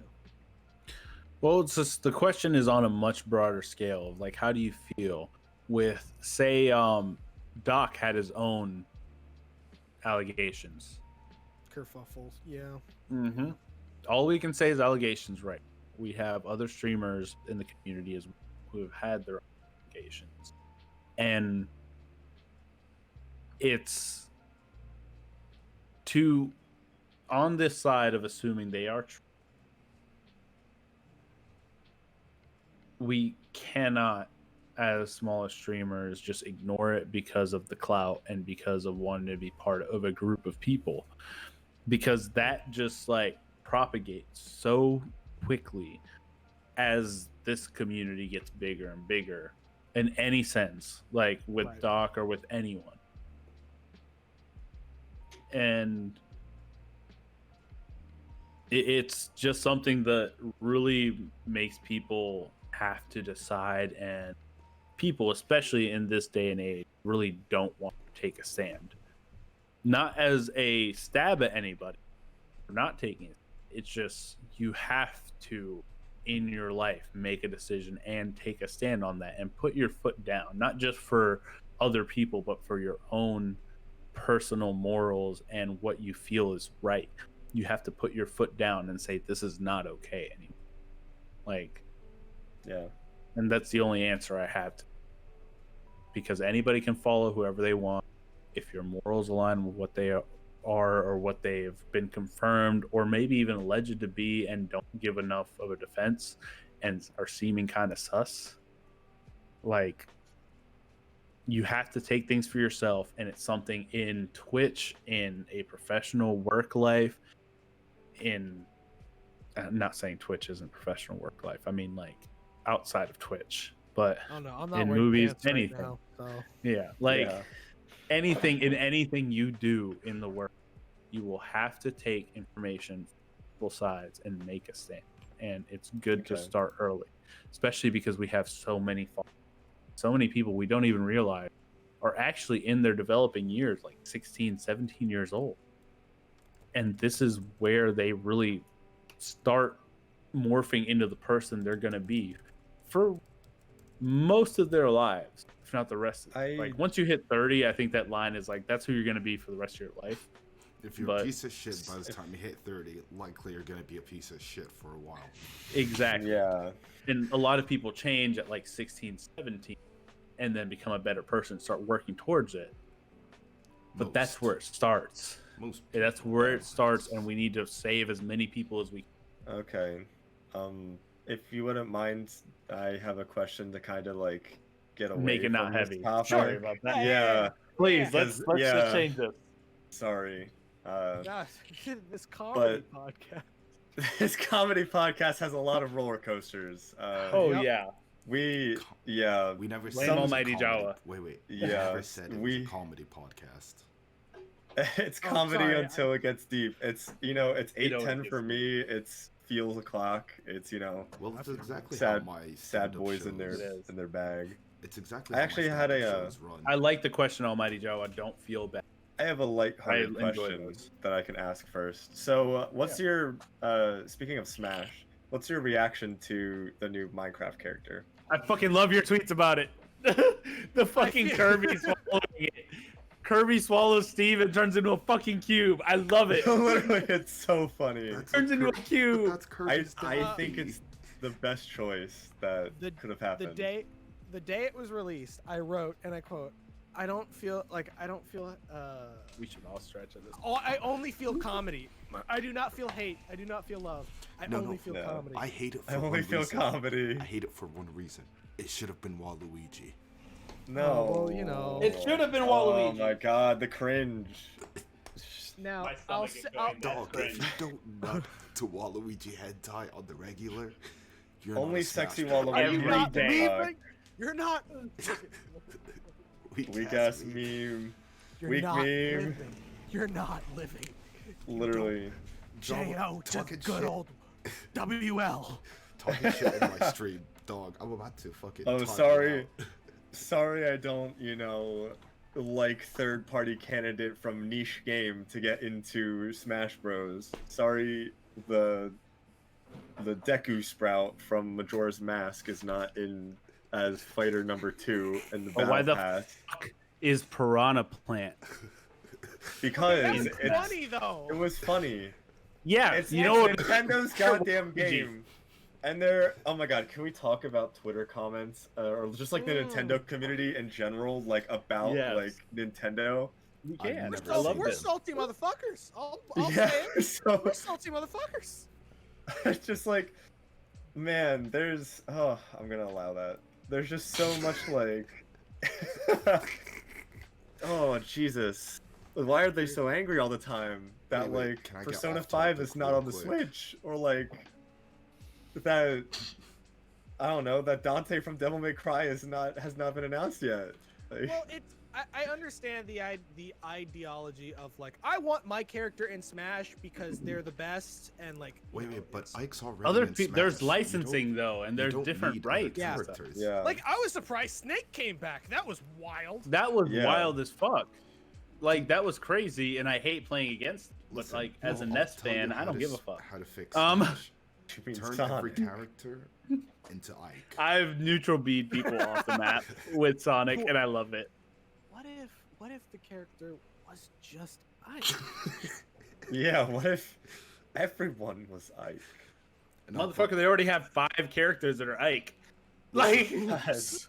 Oh, Do they really Ike. think this happens all by magic? Yeah, no, literally watching that presentation made me like actually hate like half of Twitter because of just how like negative they are. They're like, oh man, like this is so easy to put in. Minecraft is just source code Java. Just fucking throw it into. Fucking who cares? Who cares? Yeah, just. so Don't play it. Then. want to move Yeah. this into Fuck you. You're still gonna especially play lighter it. topic too. Just Okay. get away from that thing. Already got away from Yeah, even more. Because I want to even get away from the just game. ask your question, right? Like, I do Ray, this can one. you I'm just sorry. shut the Um, fuck up? So, do you think, with your love of theater and other things outside of gaming, that you would ever move to that or recommend other people from moving to it if that's something they're passionate about, whether it be cooking, As movies and stuff like what Cosmonaut does, going into that, or like if anybody follows Life of Boris or subscribes to him on YouTube, I mean, like going into cooking or other lifestyle stuff, even on Twitch as well as YouTube, because some people do some lifestyle shit on Twitch. I'll put it this way. Sometimes you have to fill time. If you're passionate about it, that's different. But sometimes you have to fill time. So who cares if you do lifestyle stuff? And I think that go. This is a complicated question for me. I'm thinking. I mean, oh no. That's what I wanted. From one theater kid to another hopefully I can convince you to not do theater. Listen, Jala was my queen. I don't know. It's Not even do theater, like maybe even like. I mean, like, stuff. do Does anyone know who Cosmonaut is? Like at this point? yeah, variety hour. Yes, like that. Going into that from games of just like being the textbook nerd or blurred, whatever you want to call them, of just like moving into reviewing movies and Well, if you're Dominican, stuff would it like. be I mean, if you're like third? passionate well be about blind. it I like that that. much, then like it should go into everything you do. Yeah. But like, yeah, I don't know. Just as No, like it's- life advice, theater's like brought me up and tore me down harder than anything else in my life. So, and I'm most passionate about it. That's like half of my degree at school. So would So- you go into stuff like reviewing movies because it as a low level thing Oh, and to your subscribers, like that's something that people enjoy. That's something Cosmonaut loves doing, and he gives very low level stuff, not like what Lunar was saying about the other ones whose names mean, escape me, of just if- like CGI weird shit, Dutch angles, like very like Yeah. low level If I were- stuff that Dutch Cosmonaut tilts. talks about. If I were to ever like actually go into that, I would have to, like Duncan said earlier, find the niche that hasn't been explored because Cosmonaut already does the movie review thing better than I could probably do to find an audience to break out with at the moment. This is, I'll put it. I fucking think love Cosmonaut. I think if you are interested in making content that is different from your normal content, if we're taking this from a content stance, then fuck it. Who cares if one video doesn't do bad? We're not breaking into content here. This is just something I want to make, something I'm interested in. I mean, I think PewDiePie is the best example of who gives a fuck what I make. I'm gonna do a fucking book review. This is I've chosen this, and like it's those videos are for him. And now if we're going into like I did theater for a long time. I found that I liked working like as an ASM, or just a stage manager sometimes. But I'm like sorry. Damn. Yeah. I'm it sorry. sucks. It sucks. I know. I've been in their shoes before. I've been in their shoes. But like I found my stride was like assistant director. And would I do assistant directing like as something to do like because I like the community here? Yeah, like because I know a lot of the theater people here, and that'd be fun. And it's like that's not my hustle. That's this is what I do for fun. And if you're making content, you should also have that mentality of like, okay, my hustle is I play my hustle is I play Smash Bros 6 hours or put up content every day. This one's for me though, and it's just like my friend Ken, he really likes tricking, which is the parkour / martial arts thing that a lot of stunt people do. And he really likes tricking, and he really likes fishing, and sometimes he just makes videos about tricking or fishing because why not? Who cares? That one's for him, and if people like watching it, people like watching it. It's a personal question for me because I really like cooking, and I do like I used to teach gymnastics and parkour too, and You showed me how to scale a wall betterer. oh, I did do that. I do remember that at work. Yeah, like parkour. I fucking love teaching people, and I love looking into that world. And I did Muay Thai and Brazilian Jiu-Jitsu, and I love doing stuff with that. Like, there's just so much. This motherfucker left. But there's just so much that I want to do outside of it, and a lot of other people think of that too. When they get into that, and your thoughts, Lunar, Red Sky as well. What's it called? Um, Like, I personally would love the opportunity to pursue like comedic performance full time. It's like what I like to do during my sets is to mix in juxtaposition is the word of the day. Mm-hmm. I do really bleak poetry, but then I make a funny joke and it just keeps going like that. And usually if it's a longer set, I like to sort of talk about the poems, but if it's like a 10-15 minute slot, it'll be dumb jokes mostly with a poem or two here. But like, I got into doing that, but then like I started getting into doing like free open mics and stuff, but then COVID happened. Yeah. And I think part of the reason, well, at least I like to think that I'm funny, entertaining to watch, is because I've entertained people in the past and I like doing it. That's really all I have to say. Yeah. I kind of read you a poem. I have to say, have you checked out Chisel of Adonis before Red Sky says anything? Check him out on YouTube. One of my favorite people. He only has like 181 subscribers, and I say only because he's been doing this for a while, and there's a lot of people that got really big. But he has such a niche, like, part of stand-up comedy, anime, and sports love that a lot of people don't. Like, he's really one of the first people doing something like this, and he makes things like sports really fun to watch for people who aren't even sports fans, and does his stand-up comedy on there, does a lot of anime references and reviews and stuff like that, and like he's a really great person. I think that a lot of people in this chat, along with you, Lunar, would appreciate. What were you gonna say, Red Sky? I'm sorry. I just have something before, we're kind of running a little long, so maybe we can start wrapping it up. But I have to ask, because Red Toady keeps bringing it up. What is up with Ace Attorney stuff? Like, what's your meme with that? I've watched the Legal Eagle thing of that. I really want to know more. Like, that shit's funny as hell. Two things I want to say. Number one, I promised I was drunk. I promised I'd play Ace Attorney February or March, and I still haven't done it. It's Red, October. I'm pretty sure Red sent me the collection, and I just have to play it. That's that meme. I want to say one thing though.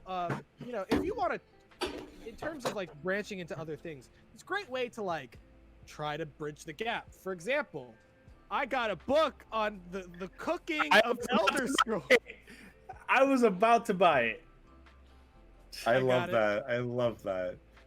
And like, I'd love to do a cooking video exploring that, because you get to bridge two things. I'm cooking, but also this is from a video game. I got to do that because I love cooking, and I do love the other, especially Skyrim, which is a lot of the cooking stuff in there.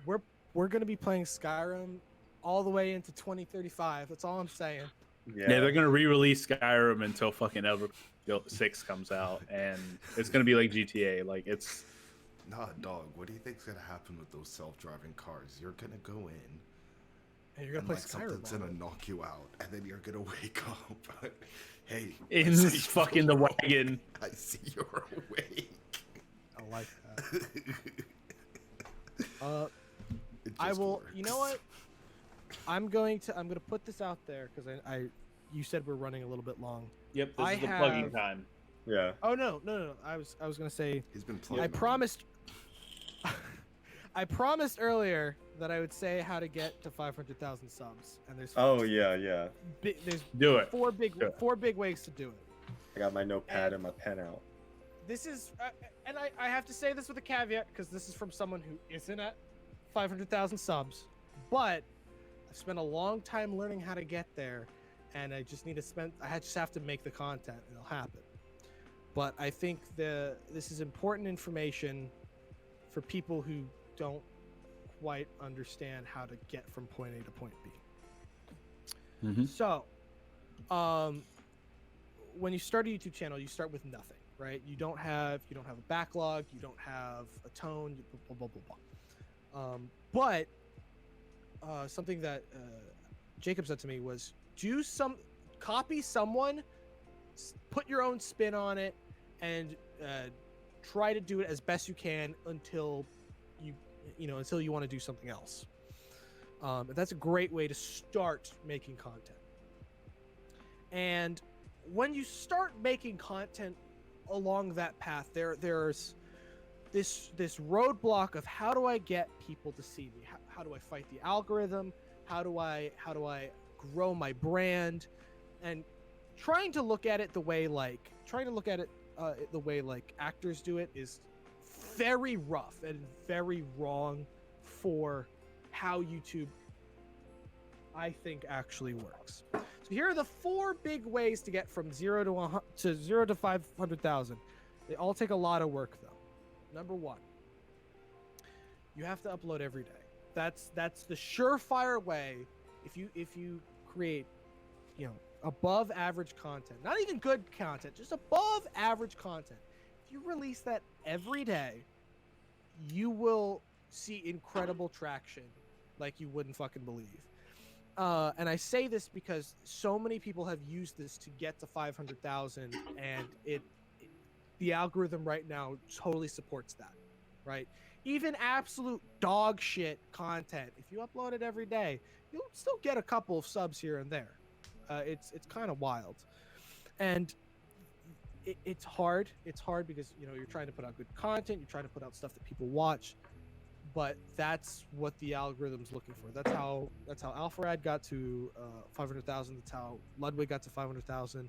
That's how Dream got to 500,000. It's just about like the consistency, and using the tag system in YouTube, which if you don't know, there are now hashtags that you can add to videos. Up to 3 apply in the algorithm. You always put your name so that your fucking name's in the algorithm. So when they look you up, that's the only thing that comes up. And then 2 other tags that'll help. And then you do the actual search tags at the bottom. It's broad view, which is the hashtags, versus specified view, which is the actual tags that you can input at the bottom. And that's the tag system, very simply put. So upload every day. Number 2, the other way. What are the other ways to get really, really popular, which we talked about way earlier, is the niche.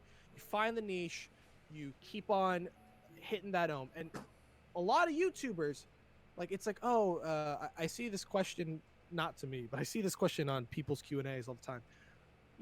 How do you feel comfortable? Like, how do you come up with these good ideas? How do you keep from the burnout? And a really good answer that I've seen rather consistently, even heard it from, my bosses, is that you don't have to make new content every time. It's you recycle what you can, and then throw something in there every couple days. It's like oh yeah, I'm gonna keep on making these Smash videos, but maybe I'll do a Smash video and this one's a RedSkyRising video because I don't know, maybe it is, or of that vein and stuff like that.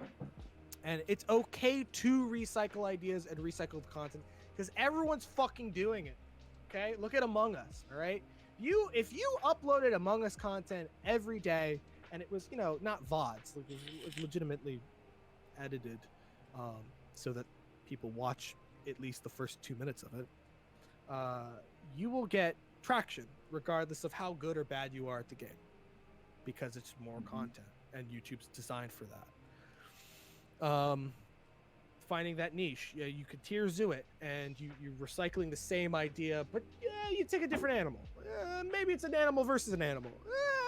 Blah, blah, blah, blah. Or like Terminal Montage. Terminal Montage made montage parodies, but they were animated, and look at where they are now versus where they were last year. And animation, YouTube loves animation. That's a side note. Yeah. So, fucking kind of sus though. Third way, which is the Misfits approach, which is the S&P Live approach, it's get your face on as many screens as possible. How these people got so popular so quickly is because their face was fucking everywhere. And Misfits Except a for little Swagger. bit. Except, but his voice was everywhere. His voice is everywhere. iFunny, like TikTok, YouTube, Twitch, everywhere. When you say face, do you mean like like you like Your presence. your presence, not necessarily like the person that you are. Yes, I'll say it. So, Slimesicle, deep respect for him as a content creator. He's very creative, very creative. He got his face, so he starts. He has a little bit of a following. He does SMP Live. So not only is it a bunch of content creators live streaming at all times, right, whenever they're playing, because they're live streaming at all times and they're making their funny moments, and their funny moments has Slimesicle in it. Oh, that Slimesicle guy's really funny. You just start seeing him in, like, especially with Minecraft, like you just start seeing Slimesicle everywhere. And suddenly he's at 700,000 subscribers, and he uploaded, like, you know, twice a week. He streamed 3 times a week. Didn't fucking matter. He would be on Call Me Carson. He'd be on Jay Schlatt. He'd be on Connor Eats Pants. Getting your face everywhere and working, like, and getting your face everywhere gives you that kind of following.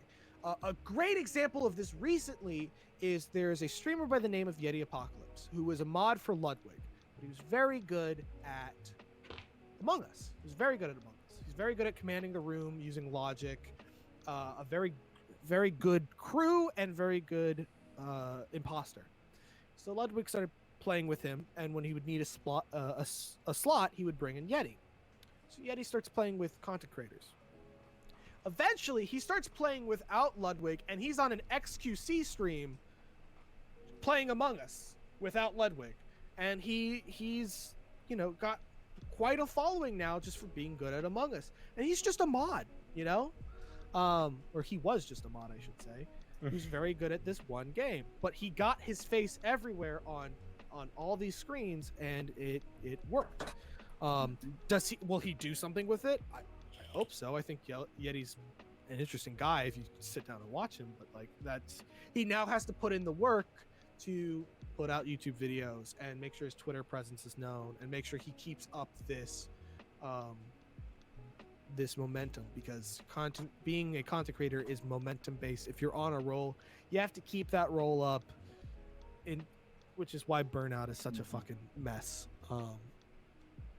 So those are the 3 big ones. And then there's a 4th one, which is I think the hardest one. It's be famous. That one's hard. Yeah. But like, you know, those are the 4 real big ways to like make a following and get that power going. And it's not easy. Like, again, uploading every day. The best example is Ludwig was hemorrhaging money for about 6 months while he was uploading every day. And his editors were making more money than he was on his YouTube by a lot. Another one is Alpha Gaming on YouTube. He streams. I don't watch his streams too much, but he has a lot of good info when it comes to content creation. And he's like, you know, he paid his editor for not a lot of editing work. Like, I watch the videos and they're not super extreme, but he pays his editor when they started $250 per video, 2 videos a week. That was $500 a week, and he was making 0 money off of the YouTube. But that's how he got that consistent 2 videos, if not 3 videos a week. And like just that consistency, so that when people want to watch your content, they can go and find new and tasty content. And then they have all that backlog to go through. After they find that one video that pops off, they go look at the backlog. Oh, he has backlog. I'm gonna go binge his entire backlog now. Or you know, again, that niche thing is you have to then consistently put out a video to keep that momentum going. The three big ways besides being just a famous person. Fuck you, Will Smith. Super famous, charismatic guy. Love you. Yeah. I love that a lot of like especially during like quarantine and stuff, a lot of like famous actors and things moved to the online space, and you know, Stole our viewers. for lack of a better word. Logic getting signed to Twitch? I mean, hello? Yeah, why the fuck did Travis Scott and Drake get a whole thing on Twitch? Like, Yeah. It's because of Ninja, but Wait, was that you who sent me the tweet of the fucking Travis Scott? the burger, that was me. That was me. Travis Scott burger. Yep. I'm gonna make my fans eat this shit. This is a regular ass fucking quarter pounder with lettuce, onions, pickles, and cheese. Hey man, hey, Soulja Boy made a name for himself on Twitch, and so did T-Pain. That's all I'm saying. Yeah. They actually Like, got I in I with, have a tweet on it. content It's creator. somebody. Yeah. Yeah, yeah. I mean, like I follow I have to Faye pee Mata. so badly. I'll be right back. I follow Faye Mata on Twitch. Hold Who, it. if you don't know who she is, she's the voice actress for Aqua in Konosuba, the English version. Oh, okay. Amongst a lot of other things, but she's on Twitch and she's friends with like, she was friends with Jacob. Didn't know that. And like it's been interesting now watching her content because she's mildly entertaining. And it's being famous has its advantages, but she's like sitting only at, I say only, but she's only at like 3,000 followers, you know, which Yeah. is surprising for how many weebs are on Twitch and who like Konosuba. Yeah. I feel like Modestly. Konosuba's become like everyone has seen it. If not the show, then some hentai of one of the characters. Konosuba. Guess who hasn't seen it? Ah, I Yeah, I've not pride seen it myself on either. being anime sober, but I broke the streak a little while ago when we watched a Silent Voice. Wait, So was that one of your first? Really? that was like the first anime I've like sat through in a long time. Well, it's gorgeous. Yeah. Yeah, no, I Actually, need to I start almost, uploading more on my YouTube. and that's the anxious part for me, is because like I have so much footage and I have so many videos half done. Like I did an amazing stream. It was I had my friend Ken, I had my friend Vernius, and I had my friend Luan, who's another editor. I had them on for the editing competition, and I got the footage differently. I took the time to actually film separate footage that they would work with. I had these things that I'd pull out of a hat. I set up I had it all set up, but I haven't edited the video of it, and it's like I can upload that video at any time. It's just I have to finish, and Okay. that's the struggle. It's like if you have editors, that's one thing, but if you're doing everything by yourself, the everyday thing is really rough. So you have to take that consistency down to like, all right, I'm gonna upload a video at least, and this is very important, at least once a week, like Yeah. minimum once a week, and you have to consistently do that, and eventually the algorithm will hit. And there are fucking things about the YouTube algorithm which are dumb. For example, there are benchmarks that you will hit, then struggle to get to the next benchmark. For example, at 8,000 subscribers, you will struggle unless like you're at 8,000 subscribers and then work with like bigger creators, which is a great way to get around it. But if you're at 8,000 subscribers, it is like punching through the ceiling made of fucking it's Kill Bill. It's Kill Bill your way up through a ceiling to get to 10,000. But once you get to 10,000, boom, you go all the way from 10,000 up to 16,000, and then crossing 18,000's a bitch. Get past 18,000, boom, you're already up to 50,000. Once you get past, or actually it's 48,000, you punch through 48,000, get to 50, and then it gets a little weird. But there are real ass, like the algorithm real ass fights you these little benchmarks, and then if you can break them, you get a lot of growth really quickly, and then there you go. It's like these waves, and that consistency helps punch through those waves. But then you have to do things different. Like There's my a friend lot of- Ver. There's just a lot. There's just a lot that you threw at us, and I'm just like, oh my god, I can't write down all of this shit. But yeah, no, like This man is actually writing notes. Yeah, Wait. bro, literally, like pretending. I've got my whole ass fucking list here. Like, I'm about to go shopping after this. Not gonna for- grow anymore. We But Yeah. are approaching 3 hours. Yeah. oh yeah. Yeah. This has been a great So- podcast. Thank you, Duncan, for agreeing to come on here. Yeah. I'm glad I met you and that you're a friend that has put so much work into your own growth and personality. I'm glad Ray met you and brought you into my life so I could have this moment of epiphany. Yep. And now that he's in the server, like, you can DM him and I will tell you he's busy, but he will get back to you. He's not gonna fucking ghost you like somebody who we don't need to name. But I mean, Ray, I said I'd find you a fucking artist, and like all of my artist friends were like, "Yeah, we're sorry, we're closed up." I was like, "Shit." Yeah. no, I'm using Red. No, Red also, in case you ever need one, is a good artist and has been working on that and working towards editing, going to the direction you're going to. I actually different want animations to, and artists. And stuff. like, I maybe off of the stream, but like I want to ask you some like editing questions. So like content support specialist. Yep. That's my job. yeah. If you don't mind me annoying you for a little bit.